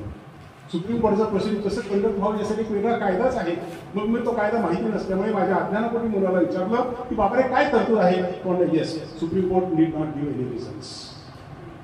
मग त्याद्वारे हा निर्णय लागला. 2012 पासून काय झालं effect? Law point open. Open म्हणजे काय असतं मित्रांनो? ओपन म्हणजे फार सोपं असतं. वडूस कोर्टामध्ये जर का बहीण भावाचा खटला आला आणि जर का बहीण तुमच्याकडे गेली, भाऊ यांच्याकडे गेला, बहिणीने प्रश्न विचारला, सर कोणाच्या बाजूचा कायदा आहे? वकील म्हटले साहजिकच केस हाताला जाऊ नये म्हणून लॉ पॉईंट इज ओपन, काय काळजी करू नको, अजून लॉ पॉईंट ओपन आहे. ती भाऊ यांच्याकडे गेला, ते काय सल्ला देतील? अरे don't worry, law point is open. आपण आशा करूया आपल्यासारखा निकाल लागेल. सुप्रीम कोर्ट काय निकाल भविष्यात देईल त्याप्रमाणे आपण वागूया म्हणून अशा केसेस तुंबून राहिल्या. तर काय झालं ते पुढच्या वाक्यात सांगतो मी तुम्हाला. पुढे सांगणार आहे काय झालं या केसेसचं. आणि मग अशा केसेस तुंबायला लागल्या. अशा प्रकारचा तो निर्णय आला. And then very interesting and strange situation arose in India. समजा जर का एखादा माणूस आपल्या कारनं बेंगलोरवरनं मुंबईला जायला निघाला, बेळगावापर्यंत आला, अगदी कोल्हापूरच्या बॉर्डरपर्यंत आला, ऍक्ट इज रिट्रोस्पेक्टिव्ह. आधीच्या मुलींना पण देऊन टाका. आणि कोल्हापूरला आला की act is prospective, Bombay high court prospective, Karnataka high court retrospective. अरे सीमा बदलले की कायदा बदलायला लागला. म्हणजे थोडक्यात अशा प्रकारची अनिश्चितता ह्या कायद्यात होती. आणि case came before Bombay high court. अशा अनिश्चिततेच्या दरम्यान मुंबई उच्च न्यायालयाच्या समोर केस निर्माण झाली. Ashok Gangadhar Shedge versus Ramesh Gangadhar Shedge from village Saswad near Pune. ती केस निर्माण झाली. आणि case was before listed before justice R.G. Ketkar, the retired जज ऑफ बॉम्बे हायकोर्ट. आणि त्यांच्यासमोर ही केस आली. त्यांच्यासमोर ही केस आल्याबरोबर त्यांनी आधी काय पाहिलं तर आपल्या आधी काय काय जजमेंट झाली कोणीतरी वाचणारच. आणि त्यांच्यासमोर आलं की आपल्या मुंबई हायकोर्टाच्या माननीय मुख्य न्यायमूर्तींनी दिलेलं ते जजमेंट वैशाली गानोरकर वर्सेस सतीश गानोरकर. आणि त्या केसमध्ये आपल्या चीफ जस्टिस साहेबांनी म्हटलेलं होतं दिस ऍक्ट इज प्रॉस्पेक्टिव्ह ओनली. मग आता कोणत्याही न्यायाधीशांना न्यायमूर्तींना चीफ जस्टिसचं म्हणणं किंवा आधीच्या बेंचचं म्हणणं मान्य करावं लागतं. नसलं तर रेफरन्स करावा लागतो for larger bench. And then justice R.G. Ketkar he has held, honorable judge, he has held that this case needs reference. And त्यांनी 7 पॉइंट दिले. On this points I don't agree with the earlier judgement in Vaishali Ganorkar versus Satish Ganorkar and this case needs reconsideration by the Bombay high court. आणि त्यांनी ते reference पाठवून दिला. कोणाकडे जाईल? Chief justice of the Bombay high court. कोण होते chief justice? Justice Mohit Shah sir, who decided the earlier case. आपण काही महिन्यापूर्वी दिलेल्या निकालाच्या विरुद्ध आता आपल्याला साहेब तुमच्या निकालाचा जरा पुनर्विचार करता का असंच आपल्याला न्यायाधीशांनी विचारण्याची वेळ आहे. And then he read his judgment, earlier judgment, and then he realized this case needs reconsideration. आपल्या चीफ साहेबांच्या लक्षात आलं आणि ह्या केसमध्ये जरा गडबड आहे, पुन्हा वाचायची जरूर आहे. आणि then he constituted a larger bench. आणि साहेबांनी मग लार्जर बेंच कॉन्स्टिट्यूट केलं. आणि त्या लार्जर बेंचकडे हा सगळा मुद्दा त्यांनी पाठवला. आणि came for hearing before the Bombay high court in the year 2014 in that subsequent case of Badrinarayan Shankarlal Bhandari versus Om Prakash Shankarlal Bhandari 2014 Bombay high court. आता मात्र 3 जजेस नेमलेले होते. 3 जजपैकी प्रमुख अगेन कोण होते? Chief justice of the Bombay high court. त्यांनी स्वतः सांगितलं की आणखी 2 जण या, आपण पुन्हा निर्णय करूया. त्यांनी आपला आधीचा निर्णय पाहिला, त्यांनी आपले पुढचे सगळे निर्णय पाहिले. and then he came to the conclusion that earlier case is wrongly decided. and then he held, बघा की ही माणसं मोठी का होत असतात ती केससाठी तुम्ही हे निर्णय वाचा. जस्टिस मोहित शाह सर ही किती टॉवरिंग पर्सनॅलिटी आहे हे तुम्ही हे निकाल वाचले की तुम्हाला कळेल. But deciding the case of Badrinaran Shankarlal Bhandari, he says that after hearing everything, we come to the different conclusion. आता आम्ही त्या केसपेक्षा वेगळ्या निर्णयापर्यंत आलेलो आहोत आणि आमचा तो आधीचा निर्णय आम्ही रद्द करत आहोत. There is overruled and we are giving and deciding separately. आम्ही आधी काय म्हटलं होतं? This act is prospective. They say now that this to some extent is retrospective and to some extent it is retroactive. हा retrospective पण आहे, retroactive पण आहे. आधी आम्ही काय म्हणत होतो? 9/9/2005 नंतर जन्मलेल्या मुली. कर्नाटक हायकोर्ट काय म्हणत होतं की 17 जून 56 नंतर जन्मलेल्या मुली. आता बॉम्बे हायकोर्टाने आणि माननीय चीफ जस्टिस साहेबांनी सांगितलं कशाला 9/9/2005, कशाला 17 जून 56, 17 जून 56च्या आधीच्या पण मुली घेऊन टाकूया. 17 जून 56च्या आधीच्या, 17 जून 56च्या नंतरच्या, 9/9/2005 नंतरच्या सगळ्या मुलींना हा कायदा लागू केला. That is the beauty of the judgment of honourable chief justice of the Bombay high court. पण त्यांनी पुढे पण सांगितलं आणि त्यांनी सांगितलं वी जजेस are human beings, to err is human. सगळे चूक करतात, आपण तर रोजच करत असतो. मग न्यायाधीश सुद्धा ह्युमन बिंग आहेत. ते म्हणजे आम्ही पण माणसंच आहोत, आमच्याकडनं पण चूक होईल. आणि त्यांनी फार सुंदर उदाहरण दिले. ही सेज जरूर वाचा, 72 पानाचं जजमेंट आहे, तरुण वकिलांनी जरूर वाचा. He says that justice Bronson, the जज of the House of Lords, he committed error in one judgment and then he subsequently corrected his own judgment. Justice Bhagwati, the Chief Justice of the Supreme Court of India, he said that earlier error he committed in the subsequent judgment. जर का justice Bronson स्वतःला दुरुस्त करतात, जर का chief justice Bhagwati साहेब स्वतःला दुरुस्त करतात, why not myself? मग आम्ही पण आम्हाला दुरुस्त करतो. आणि मग आता दुरुस्त जजमेंट आलं Badrinarayan Shankarlal Bhandari versus Om Prakash Shankarlal Bhandari, whereby law is made applicable retrospectively and retroactively in his behalf. आतापर्यंत मित्रांनो 2005 ला सुरू झालेली ही लढाई 2015 सालापर्यंत ही फक्त मुंबई आणि कर्नाटक उच्च न्यायालयात चालू होती. तोपर्यंत 10 वर्ष except that one judgement of Vaishali Ganavkar matter has not reach the supreme court. For the first time matter reach the supreme court. ते जे 2010 साली प्रकाश वर्सेस फुलवतीचं जजमेंट कोणी दिलं होतं? Karnataka high court. That was pending for decision in the supreme court and came for hearing in the year 2015. जे 2010 सालचं प्रकाश versus फुलवतीचं जे judgement जे supreme कोर्टमध्ये आपल्याला पेंडिंग होतं ते माननीय सर्वोच्च न्यायालयाच्या पुढे हिअरिंगला आलं. प्रकाश versus फुलवती. And then in Prakash versus Pulvati, issue was whether Karnataka High Court is correct, whether Bombay High Court is correct. Act is prospective only, act is retrospective only, or also retroactive. Was the question before Supreme Court for the first time. Prakash versus Pulvati.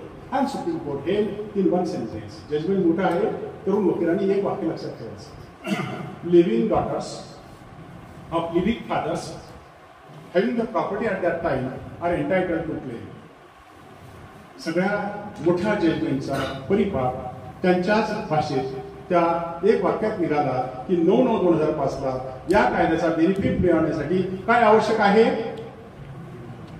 मुलगी पाहिजे, वडील पाहिजे आणि property पाहिजे. was the decision of the Supreme Court of India. Case was disposed of. तोपर्यंत तुम्हाला माहितीसाठी सांगतो, सगळ्या न्यायाधीशांच्याकडे वेगवेगळ्या कोर्टामध्ये अत्यंत विचित्र परिस्थिती निर्माण झाली होती. कोणचा कायदा वापरायचा नाही. प्रॉस्पेक्टिव्ह, रिट्रोस्पेक्टिव्ह, रिट्रोएक्टिव्ह. बरं, तुम्हाला आम्हाला काय जात आहे? हे पुस्तक आणून टाकलं साहेब, याच्याप्रमाणे निर्णय द्या. यांची परिस्थिती फार गंभीर असते. जर का वरच्या न्यायालयाच्या विरुद्ध एखादं वाक्य इकडे लिहिलं गेलं तर पुढे काय होतं आपल्याला माहिती आहे. मग यांना ते पण सांभाळायचं होतं आणि निर्णय पण द्यायचे होते. त्यांचा निर्णय होता थांबा असं म्हणता पण येत नव्हतं. And that is the point in law. How the cases were pending because of this consequence. And then when this case was decided, Prakash versus Pulvati, 3 things were necessary. 20 December 2004 ला प्रॉपर्टी जी नेमली गेली तिथपासून निर्णयाच्या दिवशी किंवा लॉच्या दिवशी ती प्रॉपर्टी पाहिजे, मुलगी पाहिजे, मुलगा पाहिजे. चला, सगळ्या आमच्यासारख्या मास्तर लोकांना बरं वाटलं, चला इंग्रजी विषय तरी मिटला. कुठं व्याख्यानाला गेल्यानंतर वेगवेगळे प्रश्न तरी यायचे नाहीत. पण this our hope lasted only for 6 months. आमचा आनंद फक्त 6 महिने टिकला. Immediately was case before the Supreme Court. And when case came before the Supreme Court was the case of Danama versus Amar and others. In case of Danama versus Amar and others, the facts were little different. The facts were little different for a reason that in that case father died before 2005. आम्ही इथे काय म्हणालो आता? Father must be alive on 9/9/2005. त्या दानमाच्या केसमध्ये वडील आधीच वारलेले होते. Father died before that. As father died before that and the daughter filed a suit against brother under old law. Old law म्हणजे 1/4 3/4 फॉर्म्युलाचा शेअर. त्याच्याप्रमाणे मुलीने सांगितलं, ठीक आहे बाबा, अर्धा शेअर तू पार्सल म्हणून घे, त्या अर्ध्यामधला अर्धा तरी दे, असा खटला दाखल केलेला होता. तो खटला दाखल केल्यानंतर ही केस निर्माण झाली. कुठची केस? प्रकाश वर्सेस फुलवती. आणि मग त्या केसमध्ये काय सांगितलं? Living daughters of living fathers. मग त्यांनी 2005 ला आता जर का 3 पैकी कोणत्या गोष्टी हजर होत्या? Daughter was available, property was available, father आले होतं का? Issue was whether this act is applicable or not. And in respect of that the honourable जजेस of the honourable supreme court yes, in respect of that daughter shall be entitled to. म्हणजे आधी होत्या 3 गोष्टी, नंतर झाल्या 2 गोष्टी. ही विसंगती निर्माण झाली. वडील असावेत ते नसावेत या मुद्द्यावरून विसंगती निर्माण झाली. मग आमच्यासमोर पुन्हा प्रश्न उपस्थित झाला जज आणि आपण वकिलांच्या समोर, नेमकं काय समजायचं? आणि लगेच 3 महिन्यात दुसरी केस आली. That was the case of Mangaman versus TB Raju and others. Similar issue आहोत. मग काही वकिलांनी दानमाची केस मांडली असेल, तिथे मोठी वकिलांची आर्ग्युमेंट. काही वकिलांनी प्रकाश वर्सेस फुलवतीची केस मांडली. वडील हवेत असं सांगणारी एक केस, वडील नको असं सांगणारी दुसरी केस. Issue was before the Supreme Court. Which case is to be followed? And they say that Dhanama's case is wrongly decided and Prakash versus Kulwati will follow. Prakash versus Kulwati will follow means living daughters of living fathers having property. म्हणजे काय? वडील पाहिजे, वडील काय पाहिजे? मुलगी पाहिजे आणि प्रॉपर्टी ते असेल तर चालणार. म्हणजे थोडक्यात विसंगती निर्माण झाली. ही विसंगती निर्माण झाल्याबरोबर पुन्हा केसेस पेंडिंग राहिल्या आणि ultimately there is a case before Delhi high court, Vinita Sharma versus Rakesh Sharma. आणि त्या केसचा निकाल झाला आणि दिल्ली हायकोर्टानं सर्टिफिकेट देऊन टाकलं, दिस केस नीड्स कन्सिडरेशन. आपल्याला माहिती आहे घटनेमध्ये सोय आहे certificate to be given in such case. ते सर्टिफिकेट दिल्याबरोबर सर्वोच्च न्यायालयाच्या मध्ये त्याविषयीचं अपील झालं आणि अल्टिमेटली सुप्रीम कोर्ट डिसाइडेड दिस केस. सुप्रीम कोर्टासमोर केस गेल्याबरोबर वकिलांनी माननीय सर्वोच्च न्यायालयाच्या विद्वान न्यायमूर्तींच्या लक्षात असं आणून दिलं, साहेब जरा याच्यात विचार करायची गरज आहे. Two Prakash versus Kulvarti, Danamma versus Amar and the case of Mangaman versus T B Raju थोडी साहेब विसंगती आहे. जरा लार्जर बेंच पार्टिसिपेट करतात and for the first time to decide this case a larger bench came to be constituted of 3 judges. And accordingly, on 11 August 2022, this case came to be decided by the Supreme Court, holding that. And there's a full stop मिळाला. इतक्या दिवसाची ही जी न्यायालयीन लढाई होती त्याचा फुल stop मिळाला आणि सर्वांनी सुटकेचा विश्वास टाकला आहे. आता तर काय अनसर्टनिटी नाही. And what has been held? It has been held that Prakash versus Kulwati overruled. Mangamal versus T.B. Raju overruled. And Dhanama is partly overruled. And it is held that on 992/005, what should be present? Daughter must be alive.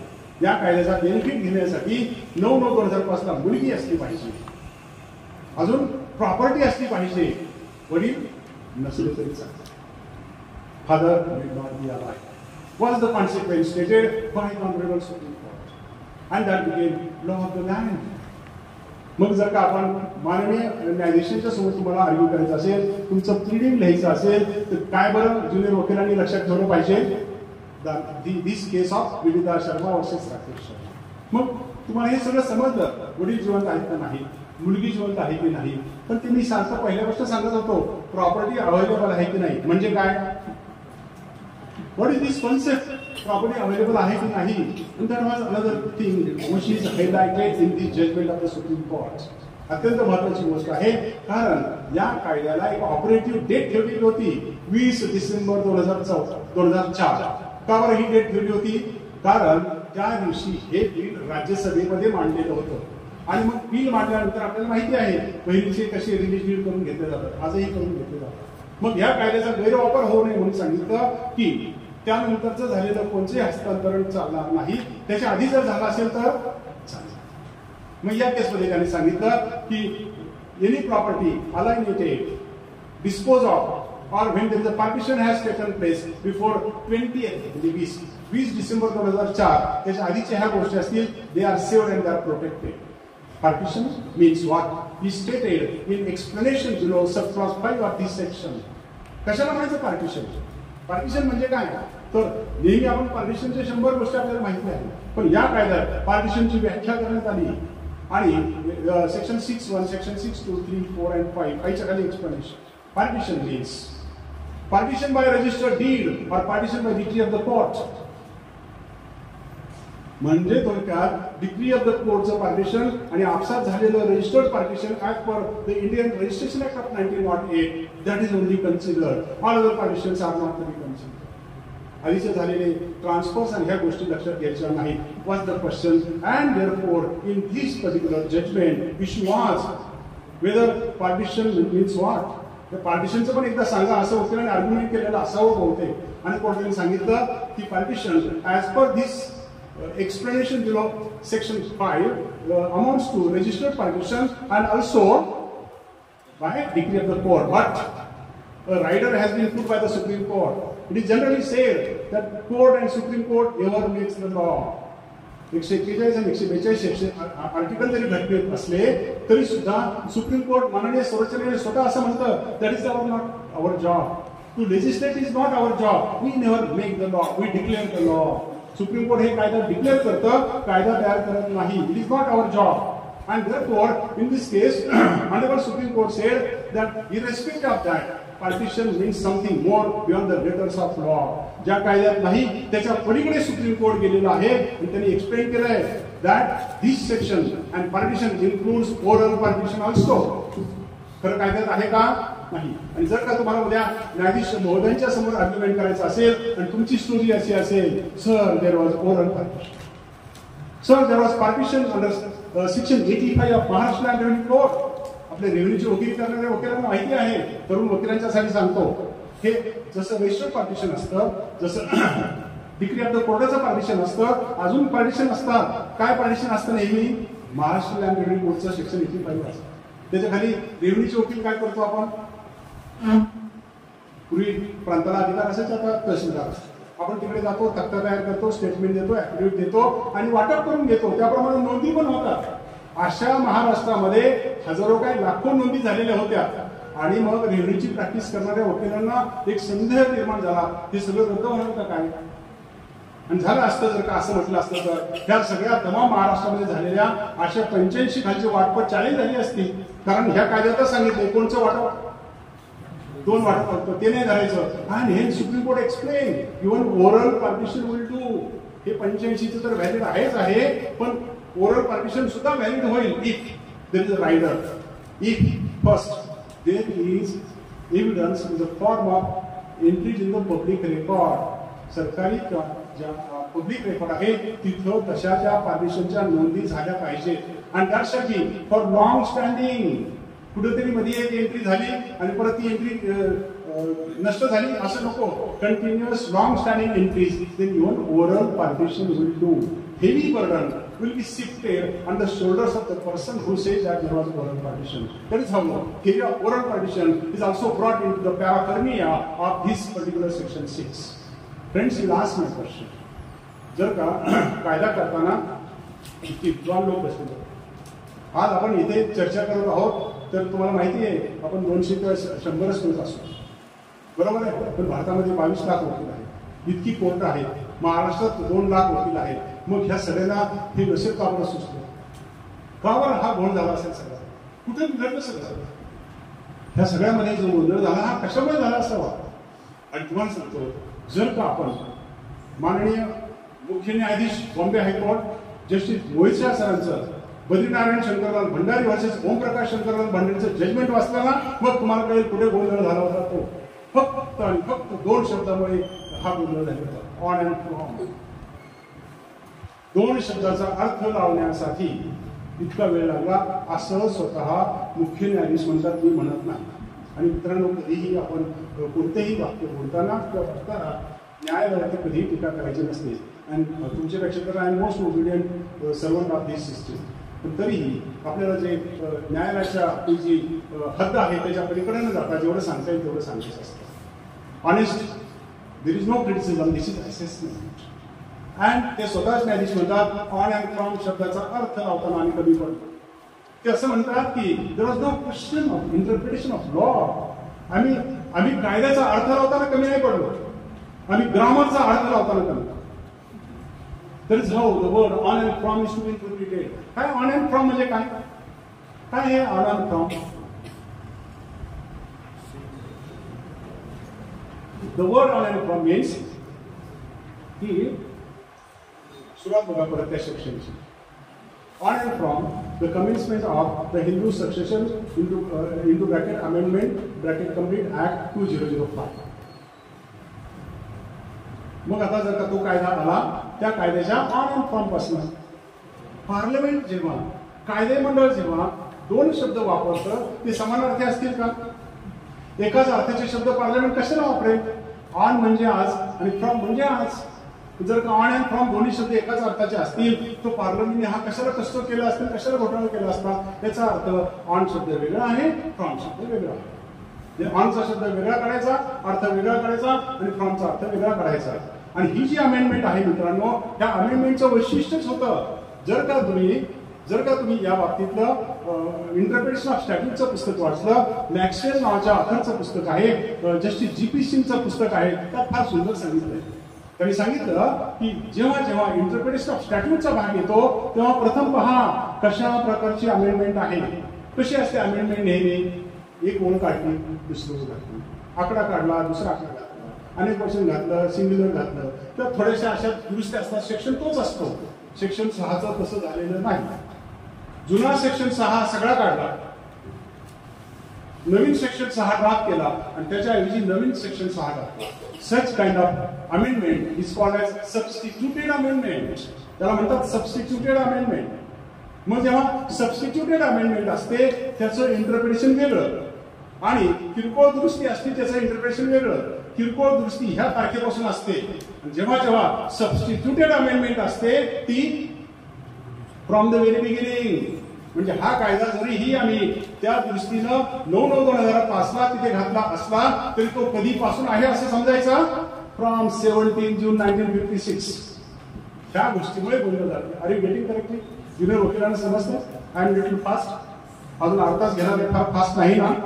तर तुम्हाला सांगतो की ही जी आमचा जो गोंधळ झाला, वकिलांचा जो गोंधळ झाला, तो इथे झाला की ही आम्ही केलेली दुरुस्ती ही 9/9/2005 पासून वाचायची का 17 जून 56 पासून वाचायची?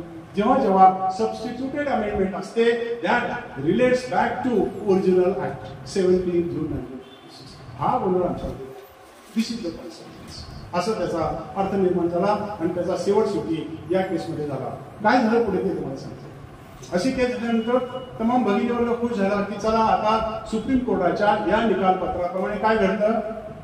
Vinita Sharma versus Rakesh Sharma, son is equal to daughter, brother is equal to sister and each shall have equal rights. पण कधी कधी बघा टेक्निकल गोष्टीचा तांत्रिक न्याय कुठे घेऊन जातो ते तुम्हाला सांगतो. तांत्रिक न्याय कुठे घेऊन जातो ते सांगतो. And was case before Delhi high court, before justice Najmi Waziri of Delhi high court. And that was the case in respect of Sujata Sharma versus Manu Gupta. In case of Delhi High Court, case was before Honorable Judge of Delhi High Court, Justice Najmi Waziri. He was faced with very strange facts. अत्यंत अशी केस आली की ती आजपर्यंत कुठे decide झालेली नव्हती Hindu लॉकात. And case was that there was around Delhi, जसं आपल्याकडे बघा मोठमोठे शेतकरी असतात, मोठ्या शहराच्या भोवती फार्म हाऊसेस असतात, असं दिल्ली शहराच्या भोवती सुद्धा मोठमोठे फार्म हाऊसेस असतात. आणि अशा मोठमोठ्या फार्म हाऊसेसमध्ये त्याची किंमत शेकडो कोटी रुपयांची असते. मग तिथे सुद्धा एक गुप्ता नावाची फॅमिली, त्या गुप्ता फॅमिलीमध्ये वडील होते, एक ज्येष्ठ भगिनी होती, तिचं लग्न झालेलं होतं, एक कनिष्ठ भाऊ होता आणि एक कनिष्ठ भगिनी होती, 4 मुलं. उदाहरणार्थ वडील वाढला, किती मेंबर राहिले? 3. एक लग्न झालेली भगिनी सुजाता शर्मा, ती नवऱ्याच्या घरी आनंदाने राहत होती. दुसरा भाऊ की जो वडिलांच्या घरात राहत होता. धाकटी बहीण ती अजून अनमॅरिड होती, तीही वडिलांच्या घरात राहत होती. पण त्या धाकटा भाऊ आणि धाकटी बहीण एकत्र राहत होते. आणि मोठी बहीण कुठे राहत होती? भावाच्या घरी, आय एम सॉरी, नवऱ्याच्या घरी, सासऱ्याच्या घरी, तिथेच राहत होती. ह्या दोघांच्या मध्ये वाद निर्माण झाला. ह्या भगिनीनं भावाच्या विरुद्ध खटला दाखल. पार्लमेंटने कायदा बदललाय. 9/9/2005 सालापासून आता मी काय झालेली आहे? कोपार्सन झालेली आहे. आणि गिव्ह मी माय शेअर. किती शेअर? Equal share. तो धाकटा भाऊ हातवत आला, म्हणला दिदी घेऊन टाक तुझा अर्धा शेअर. तर काय तुला पाहिजे ते घेऊन टाक. 1 शेअर तुला घे, 1 शेअर धाकट्या बहिणीला दे, 1 शेअर मला घेऊन टाक. एवढं शेअर इक्वल. काहीच वाद नव्हता.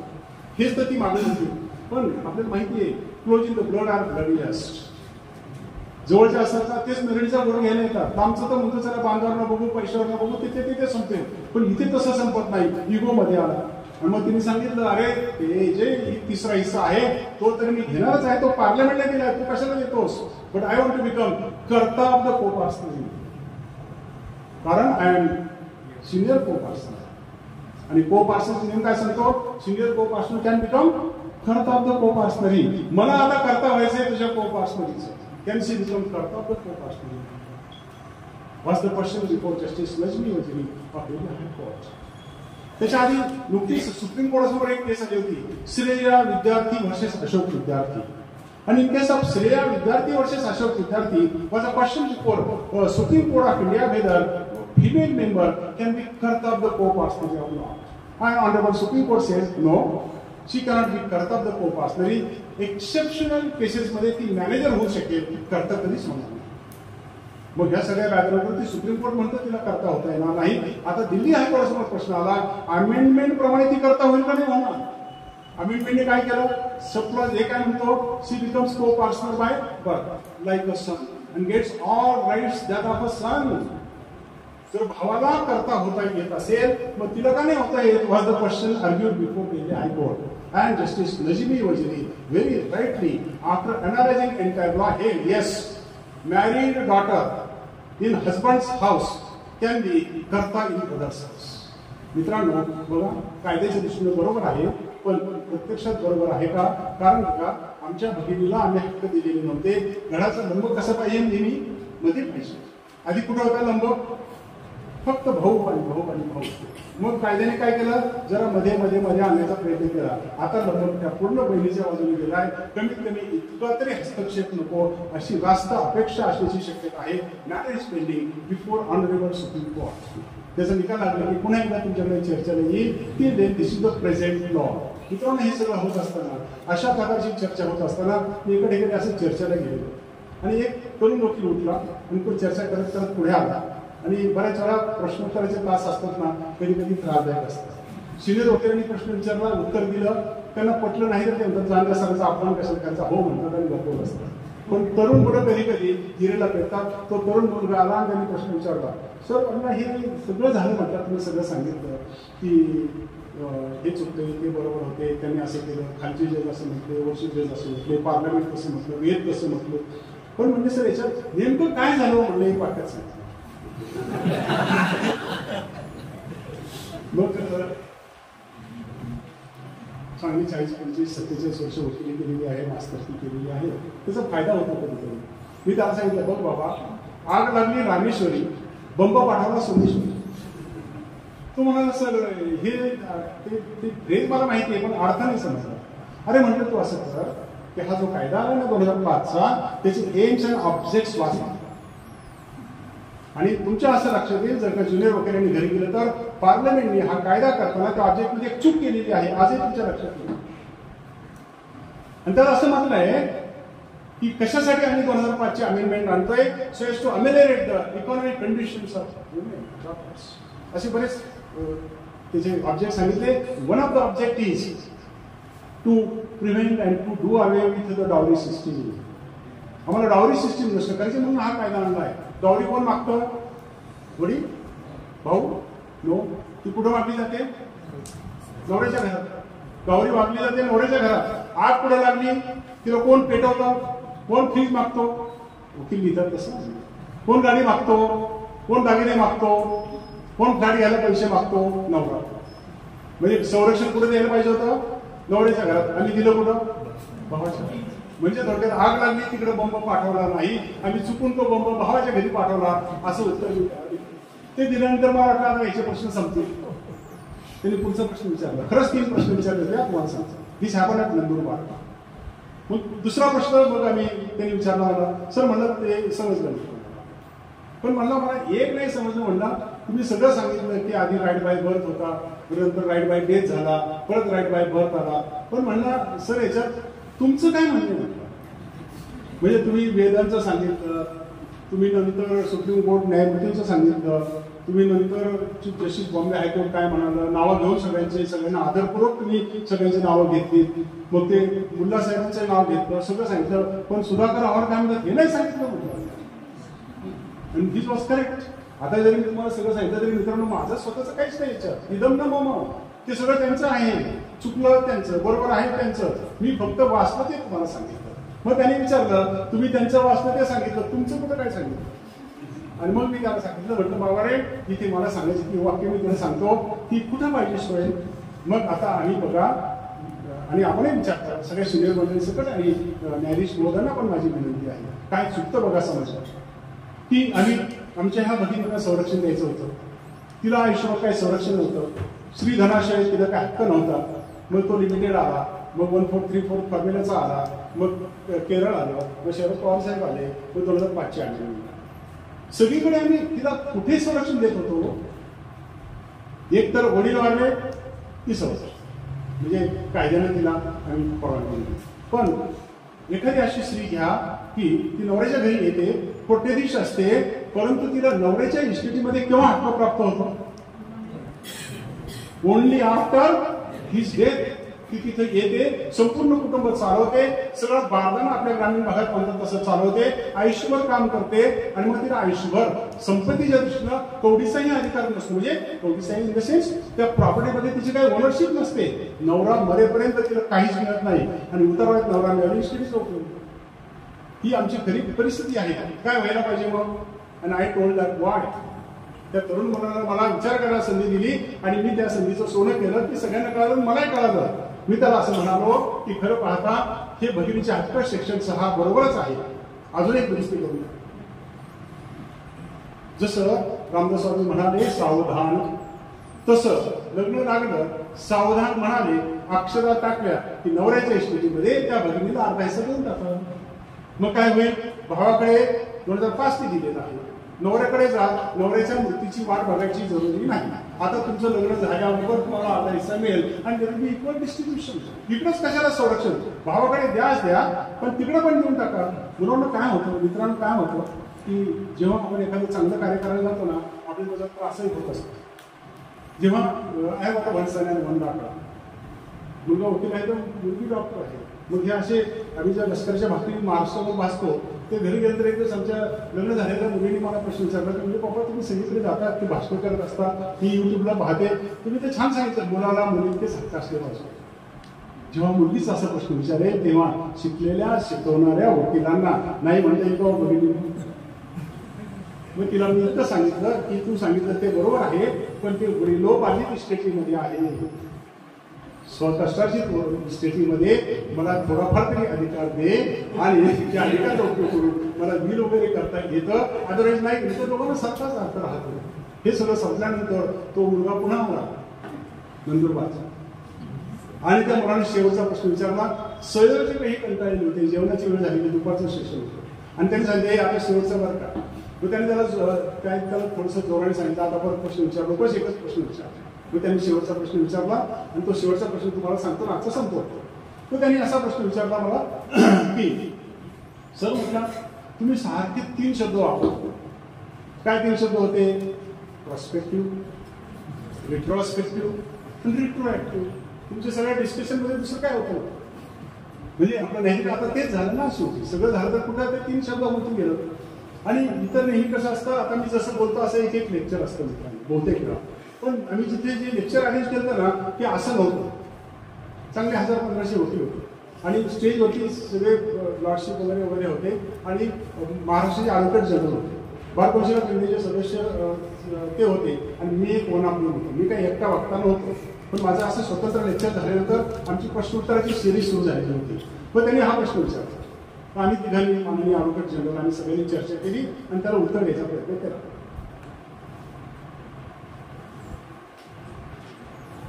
त्याला समजावून सांगितलं. तो म्हणला हो सर कळालं. म्हणला प्रॉस्पेक्टिव्ह म्हणजे काय तेवढंच समजलं. मी त्याला सांगितलं की बाबा रे आज कायदा आला, इथून पुढे अप्लाय झाला प्रॉस्पेक्टिव्ह. तो म्हणला सर रिट्रोस्पेक्टिव्ह नाही समजलं. तर त्याला म्हणलं की 17 जून 56 कायदा आधीच आला, तेव्हा आपण मागे जाऊन त्याला अप्लाय केला. रिट्रोस्पेक्टिव्ह हो म्हणलं, ते पण समजलं. पण म्हणलं सर रिट्रोएक्टिव्ह काय समजलं? म्हणजे आज आला आपण 9/2005 पुढे गेलो, काय झाला? प्रॉस्पेक्टिव्ह. 17 जून 56 पासून अप्लाय केला, काय झालं? रिट्रोस्पेक्टिव्ह. तो म्हणलं पण तुम्ही सर एक शब्द वापरला रिट्रोएक्टिव्ह, तेवढा काय नाही समजला, तेवढं सांगा. आणि तो सांगणं पण थोडं अवघड होतं. आम्ही तिघांनी चर्चा केली आणि त्याला सांगायचा प्रयत्न केला. त्याला समजलं का नाही माहित नाही, पण त्यांनी नाही समजल्यासारखं दाखवलं.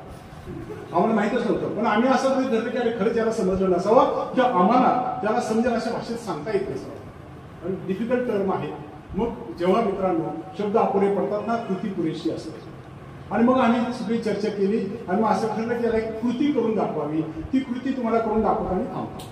मग आम्ही त्याला कृती करून दाखवायचं ठरलं. ती कृती अशी होती की असं धरून चाला की ही 9/9/2005 रेषा आहे. दिस इज 9/9/2005. प्रॉस्पेक्टिव्ह म्हणजे काय? पुढे जायचं. 9/9/2005. दिस इज पर्स्पेक्टिव्ह. मग परत 9/9/2005 आलो. रिट्रॉस्पेक्टिव्ह म्हणजे काय? मागे जायचं. रिट्रॉस्पेक्टिव्ह तो उभा राहिला म्हणजे yes sir I got it. तो आला सर तेवढं रिट्रॉस्पेक्टिव्ह सांगू, रिट्रोएक्टिव्ह सांगून टाका म्हणजे झालं. मग त्याला रिट्रोएक्टिव्ह पण सांगायचं होतं. मग त्याला सांगितलं की बाबा रे हे 9/9/2005 आहे, इथून पुढे जायचं पण मागे बघत नंतर पुढे जायचं. पुढे गेला तर प्रॉस्पेक्टिव्ह, मागे गेला रिट्रॉस्पेक्टिव्ह, आणि जर का मागे बघत बघत पुढे गेलं की रिट्रोएक्टिव्ह. This is the रिट्रोएक्टिव्ह.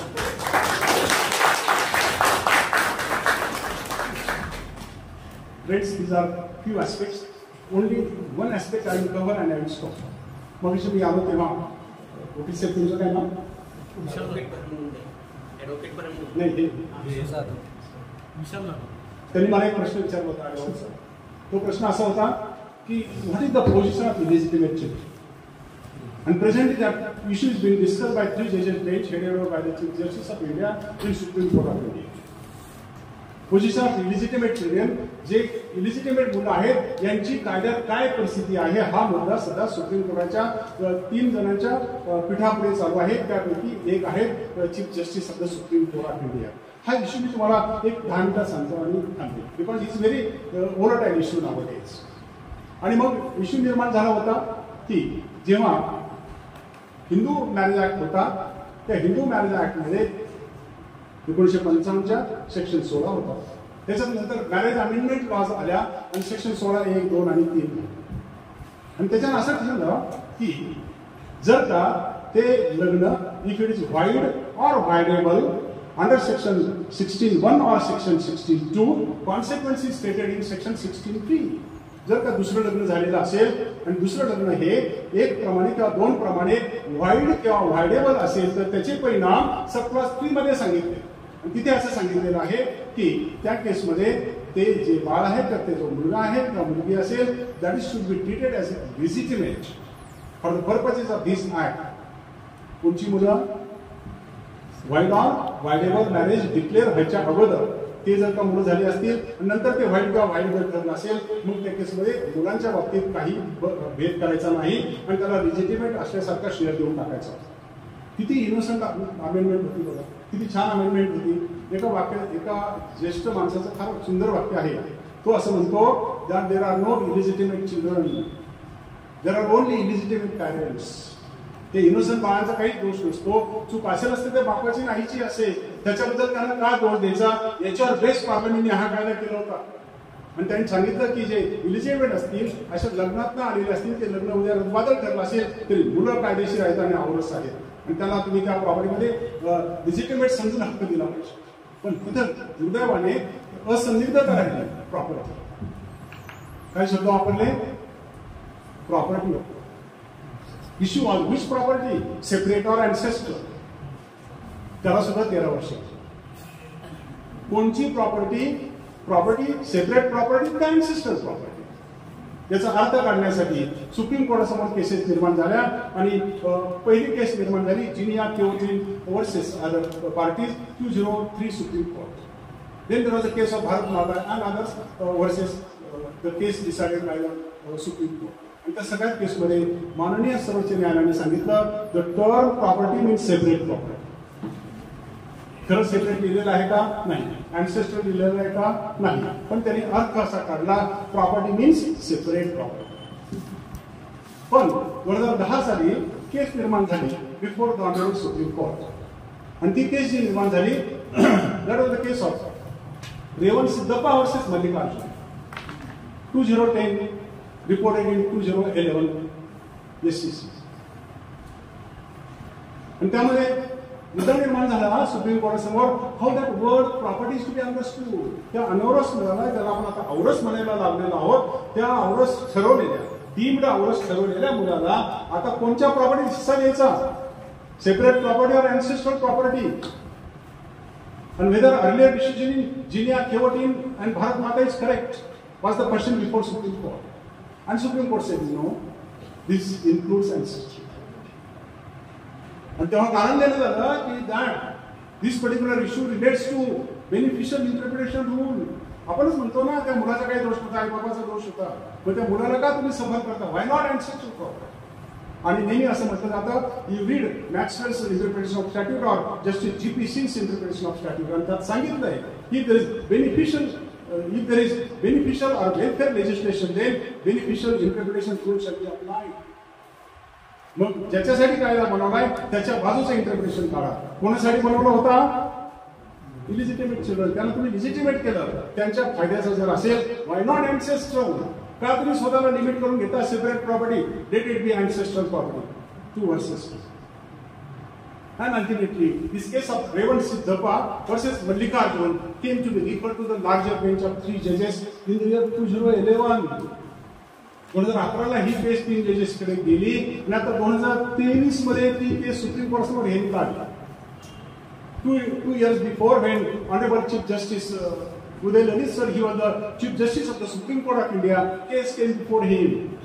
माननीय सर्वोच्च न्यायालयाचे उदय ललित सर जेव्हा मुख्य न्यायाधीश होते, त्यांच्या समोरच केस आली होती. ही sir, I am bound by the reference.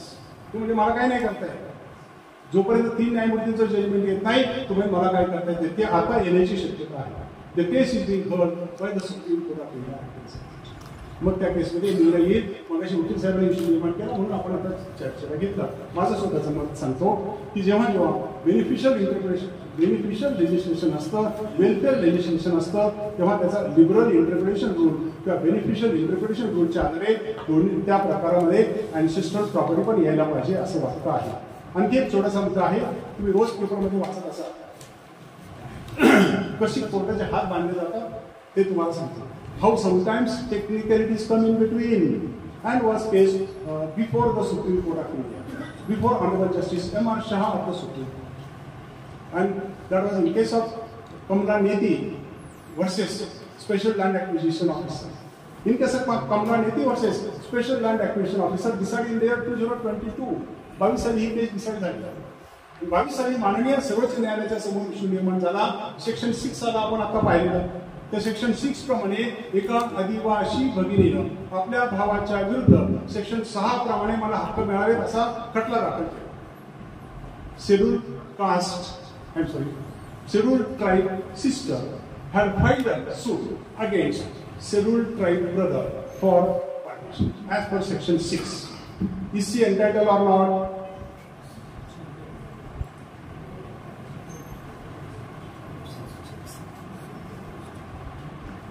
All courts, including Supreme Court, held that she is not entitled. Justice M.R. Shah said, yes, I am bound by the letters of law. I cannot legislate. खरं तर ते म्हणाले मला कायदा करता आला पाहिजे, तर मला करता येत नाही, पण माझे हात बांधलेले आहेत. काय हात बांधले? जर का एखाद्या ब्राह्मण भगिनीला देता येते, मराठा भगिनीला देता येते, किंवा इतर आडनावाच्या किंवा इतर सगळ्या प्रकारच्या जाती धर्माच्या लोकांना हा कायदा लागू होतो, why not scheduled tribe? Why she shall be deprived? And then he pointed out, read properly Hindu Succession Act, section 2, subclause 2, read with article 366 into bracket 25 of the Constitution of India. तुम्ही जर ह्या 2 गोष्टी वाचल्या तर तुमच्या असं लक्षात येईल. जर का सेक्शन 2 सबक्लॉज 2 वाचला तर तो सांगतो that this act is not applicable to scheduled tribes. आपल्याच पुस्तकात लिहिलंय की हा कायदा scheduled tribesला लागणार नाही unless there is a notification issued by the central government. जोपर्यंत सेंट्रल गव्हर्नमेंट असं म्हणत नाही का हा 17 जून 56 ला झालेला कायदा शेड्यूल्ड ट्राइबला सुद्धा आम्ही लागू करत आहोत, तोपर्यंत लावायचा नाही. आजपर्यंत हा कायदा सेंट्रल गव्हर्नमेंटने नोटिफिकेशन काढलेलं नाही. जरी कायदा 9/2005 ला आला तरी आजपर्यंत नोटिफिकेशन काढलेलं नाही. ना 2005 चे अमेंडमेंट लागू आहे, ना 56 चा कायदा लागू आहे. Neither of these laws are applicable to scheduled tribes. म्हणजे थोडक्यात त्या केसमध्ये शहा साहेबांनी सांगितलं दिस इज पार्लमेंट जॉब आणि अशा रीतीनं कायद्यानं दिलं पण मात्र तिला मिळालं नाही. अशा प्रकारची Kamala Neti versus special land acquisition officer अशा प्रकारची ती केस होती आणि त्यामुळे तिला हे मिळालं नाही. पण ते तुम्हाला सांगतो, एखादा ज्युनियर वकील असा प्रश्न विचारू शकतो की सर्वोच्च न्यायालय काय सांगता आर्टिकल 141 आणि 142 parliament supreme court can do and undo anything. काही पण आपल्या सुप्रीम कोर्टाला करता येतं in this vast scope of powers. इथे का नाही केलं? काय बरं कारण असेल? जस्टिस जमाल शाह इतके विद्वान सर्वोच्च न्यायालयाचे न्यायाधीश, पण ते म्हणतात I am bound, I cannot registrate. त्यांना आणखी करता आलं असतं. त्यांनी सांगितलं असतं this section 2 subsection 2 is ultra व्हाईट द कॉन्स्टिट्यूशन. हे त्या मुलीच्या हक्काच्या विरुद्ध येत आहे, मी अल्ट्रा व्हाईट ठरवतो. पण घटनेतच सांगितलं article 366(25) sub clause 25 special protection is given to scheduled tribes. आणि जर का यदा कदाचित ही तरतूद घटना बाह्य ठरवली असेल तर काय झालं असतं? एवढा पुरता तिला फायदा झाला असता. पण तिला जे घटनेने इतर बाबतीत जे स्वातंत्र्य दिलेलं आहे ते केलं असतं. एकीकडे तिला ह्या सेक्शनचा फक्त हक्क द्यायचा आणि सगळं घालवायचं, त्यांना पार्टी असं नसतं म्हणता आलं असतं. सेक्शन 6 फक्त व्हॅलिड आणि बाकीचं इनव्हॅलिड, आणि म्हणून त्यांना काहीही करता आलं नव्हतं. दिस इज द कॉन्सिक्वेन्स. मित्रांनो, असं घडतं कधी कधी की समोर दिसत असताना सुद्धा त्या गोष्टीचा फायदा घेता येत नाही. असं घडलं आणि शेवटी काय झालं? कोणावर अवलंबून आहे आता?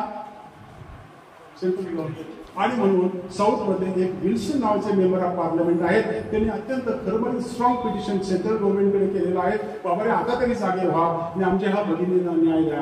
तोपर्यंत त्यांना अशा प्रकारचा न्याय देता येत नाही, असं माननीय सर्वोच्च न्यायालयाने सांगितलेलं आहे. Friends, within this couple of sentences I have narrated everything except one thing. कारण आता जे राहिले ते पुन्हा 1 तासाचं आहे. तेवढा टॉलरन्स मात्र आपल्याकडे नसणार आहे. 2 ओळीतच तो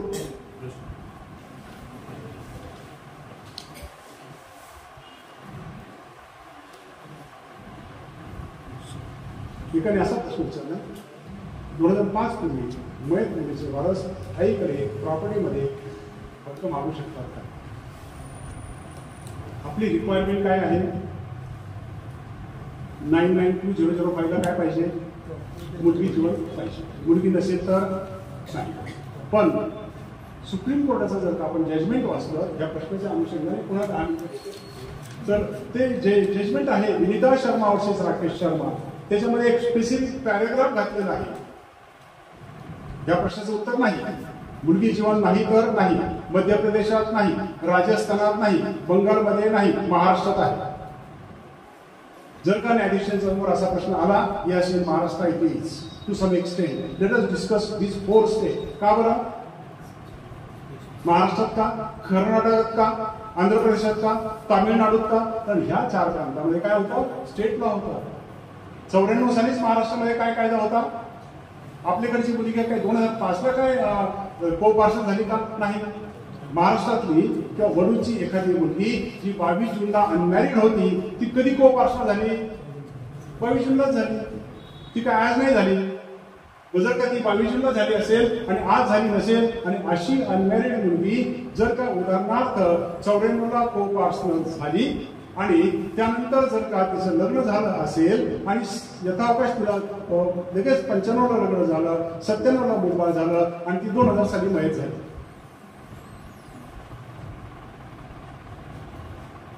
2005 काय झालं? पार्टिशनची वेळ आहे. whether that child can claim or not, तोच प्रश्न विचारला. जर का ती मुलगी, ज्या मुलीचे हे वारस आहे, जे तुमचा प्रश्न आहे, जर का ते वारस त्या अनमॅरिड मुलीचे असतील, अनमॅरिड म्हणजे अनमॅरिडचे नव्हे, 22 जूनला अनमॅरिड असलेल्या, सबसिक्वेंटली मॅरिड झालेल्या, नंतर मुलबाळ झालेल्या आणि मयत झाली त्या 5च्या आधी, मग मात्र तिच्या मुलांना मुलीसारखा हक्क मिळेल. Are you getting me correctly? पण जर का 22 जूनच्या आधी लग्न झालेली असेल आणि ती जर का 2005च्या आधी मध्ये झाली असेल तर then she will not be entitled to the benefit of this. म्हणजे आता महाराष्ट्रामध्ये अशा 2 प्रकारचे आर्ग्युमेंट तुम्हाला करावे लागतात.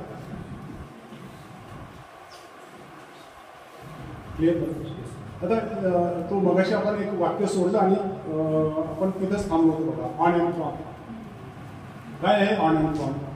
त्याचे 2 अर्थ काय निघाले शेवटी, आणि ते शेवटच्या निकालपत्रात माननीय सर्वोच्च न्यायालयाने फार सुंदर एक्सप्लेन केले. As well chief justice Mohit Shah sir has very precisely explain same on and from कसं वाचायचं. आणि त्यांनी सांगितलं दॅट शी बिकेम को-पार्सनर. कधी? On and from. तिला आम्ही को-पार्सनरीचं स्टेटस कधी दिलं? तिला कधी को पार्टनर केलं? कायद्यात असले बाय बर्थ. जर का एखादी मुलगी 56ला किंवा 54ला जन्माला आलेली असेल आणि तिला को पार्टनर कधी केलं? 54ला 55लाच करून टाकलं. आणि आम्ही तिला हक्क कधी दिले? ऑन तिकडं जन्माशी दिली. आणि तिला जरी ती तेव्हा जन्मली, हक्क कधी दिले? फ्रॉम 9920 ऑन तिकडे फ्रॉम इकडे. म्हणजे थोडक्यात एक शब्द तिच्या जन्माशी निगडीत आहे, एक शब्द तिच्या को पार्टनरी होण्याशी निगडीत आहे, दुसरा शब्द तिला आम्ही जे हक्क प्रदान केले त्याच्याशी निगडीत आहे. असं त्या ऑन अँड फ्रॉम शब्दाचा अर्थ होता. सगळ्यांना समजलं? Friends, with this I conclude and the consequence remains to be discussed. आपला जो चर्चेचा मुद्दा राहिला एक तास लागेल तो एवढाच होता की आज को पार्टनरी आहे किंवा नाही. आणि हे विचारण्यासाठी 3 प्रकारचे जजमेंट्स आलेले होते. One judgment was delivered by Justice Rohinton Nariman and Joseph Kurian in the year 2016, Uttam versus Avhad. Other judgment was delivered by the Supreme Court in the case of Arshnoor Singh versus Harpreet Kaur, 2020. अशा प्रकारची 2 निकालपत्र आले. को पार्सरी आहे की नाही, को पार्सरी आज चालू आहे की नाही हे करण्यासाठी एकच प्रश्न विचारायचा. पार्टिशन आहे का डेथ आहे? डेथ असेल तर काय होईल? सेक्शन 4, सेक्शन 6, सेक्शन 8, सेक्शन 19 तोडून टाका. 19 मध्ये सांगितलं की देर इज नो मोर को पार्सरी. मग जर का कोणत्याही माणसाचा मृत्यू झाला, कर्त्याचा मृत्यू झाला, होल्डरचा मृत्यू झाला, लगेच सेक्शन 6 लागला क्लासमध्ये. एकूण सांगतो ते स्वतंत्रपणे घेतील, आता ते एकत्र राहणार नाही. Tenants in common and not in joint tenants. म्हणजे डेथ झाली की को पार्सरी संपुष्टात येईल. आणि जर पार्टिशन झालं तर 4 भाऊ आहेत, 4 भावांचं वाटप झालं.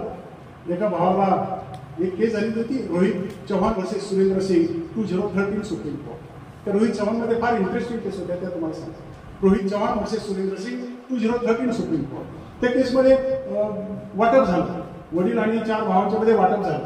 हा सगळ्यात धाकटा भाऊ होता. लग्नाच्या वेळेस तो अनमॅरिड होता. मग नंतर ह्या प्रत्येकाला 5वा हिस्सा देऊन टाकला. यांनी पण आपला हिस्सा दिला. नंतर यांनी काय केलं? लग्न केलं. मग लग्न केलं की मुलं बाळ झाली. त्याचा जो मुलगा झाला त्याच्यामध्ये वाद निर्माण झाला. आणि त्या मुलाच्या मुलाने म्हणजे ह्या वाटपाने ज्या भावाच्या हिस्साला हिस्सेट आली होती त्याच्या मुलाने सांगितलं की I want share in your हिस्सा. तुला जे वाटपात आले ना त्यात मी मुलगा म्हणून मला अर्धा हिस्सा दिला. वेदर ही इथं को पार्सल संपली का नाही संपली? आणि मग तिथे उत्तर मिळालं. त्या रोहित चव्हाण वर्सेस सुरेंद्र सिंग मध्ये उत्तर मिळालं. आणि आता जी लेटेस्ट केस आहे Arshnoor Singh versus Harpreet Kaur, Honorable Justice Uday Lalit sir, he has said that whenever there is partition, जिथे पार्टिशन आहे तिथे को पार्सरी चालू आहे, तिथे टर्मिनेशन होणार नाही, को पार्सरी संपणार. This is the simple consequence. However, detailed cases have been stated in the booklet circulated to you. Friends, this week I conclude and I thank you the organizers, the president and all honorable judges patiently hearing for such a long time. I am very thankful to you. मी तुमच्या सर्वांचे आभार मानतो की आपण सर्वांनी बराच वेळपर्यंत शांतपणे ऐकून घेतलेले आहे. Thank you very much.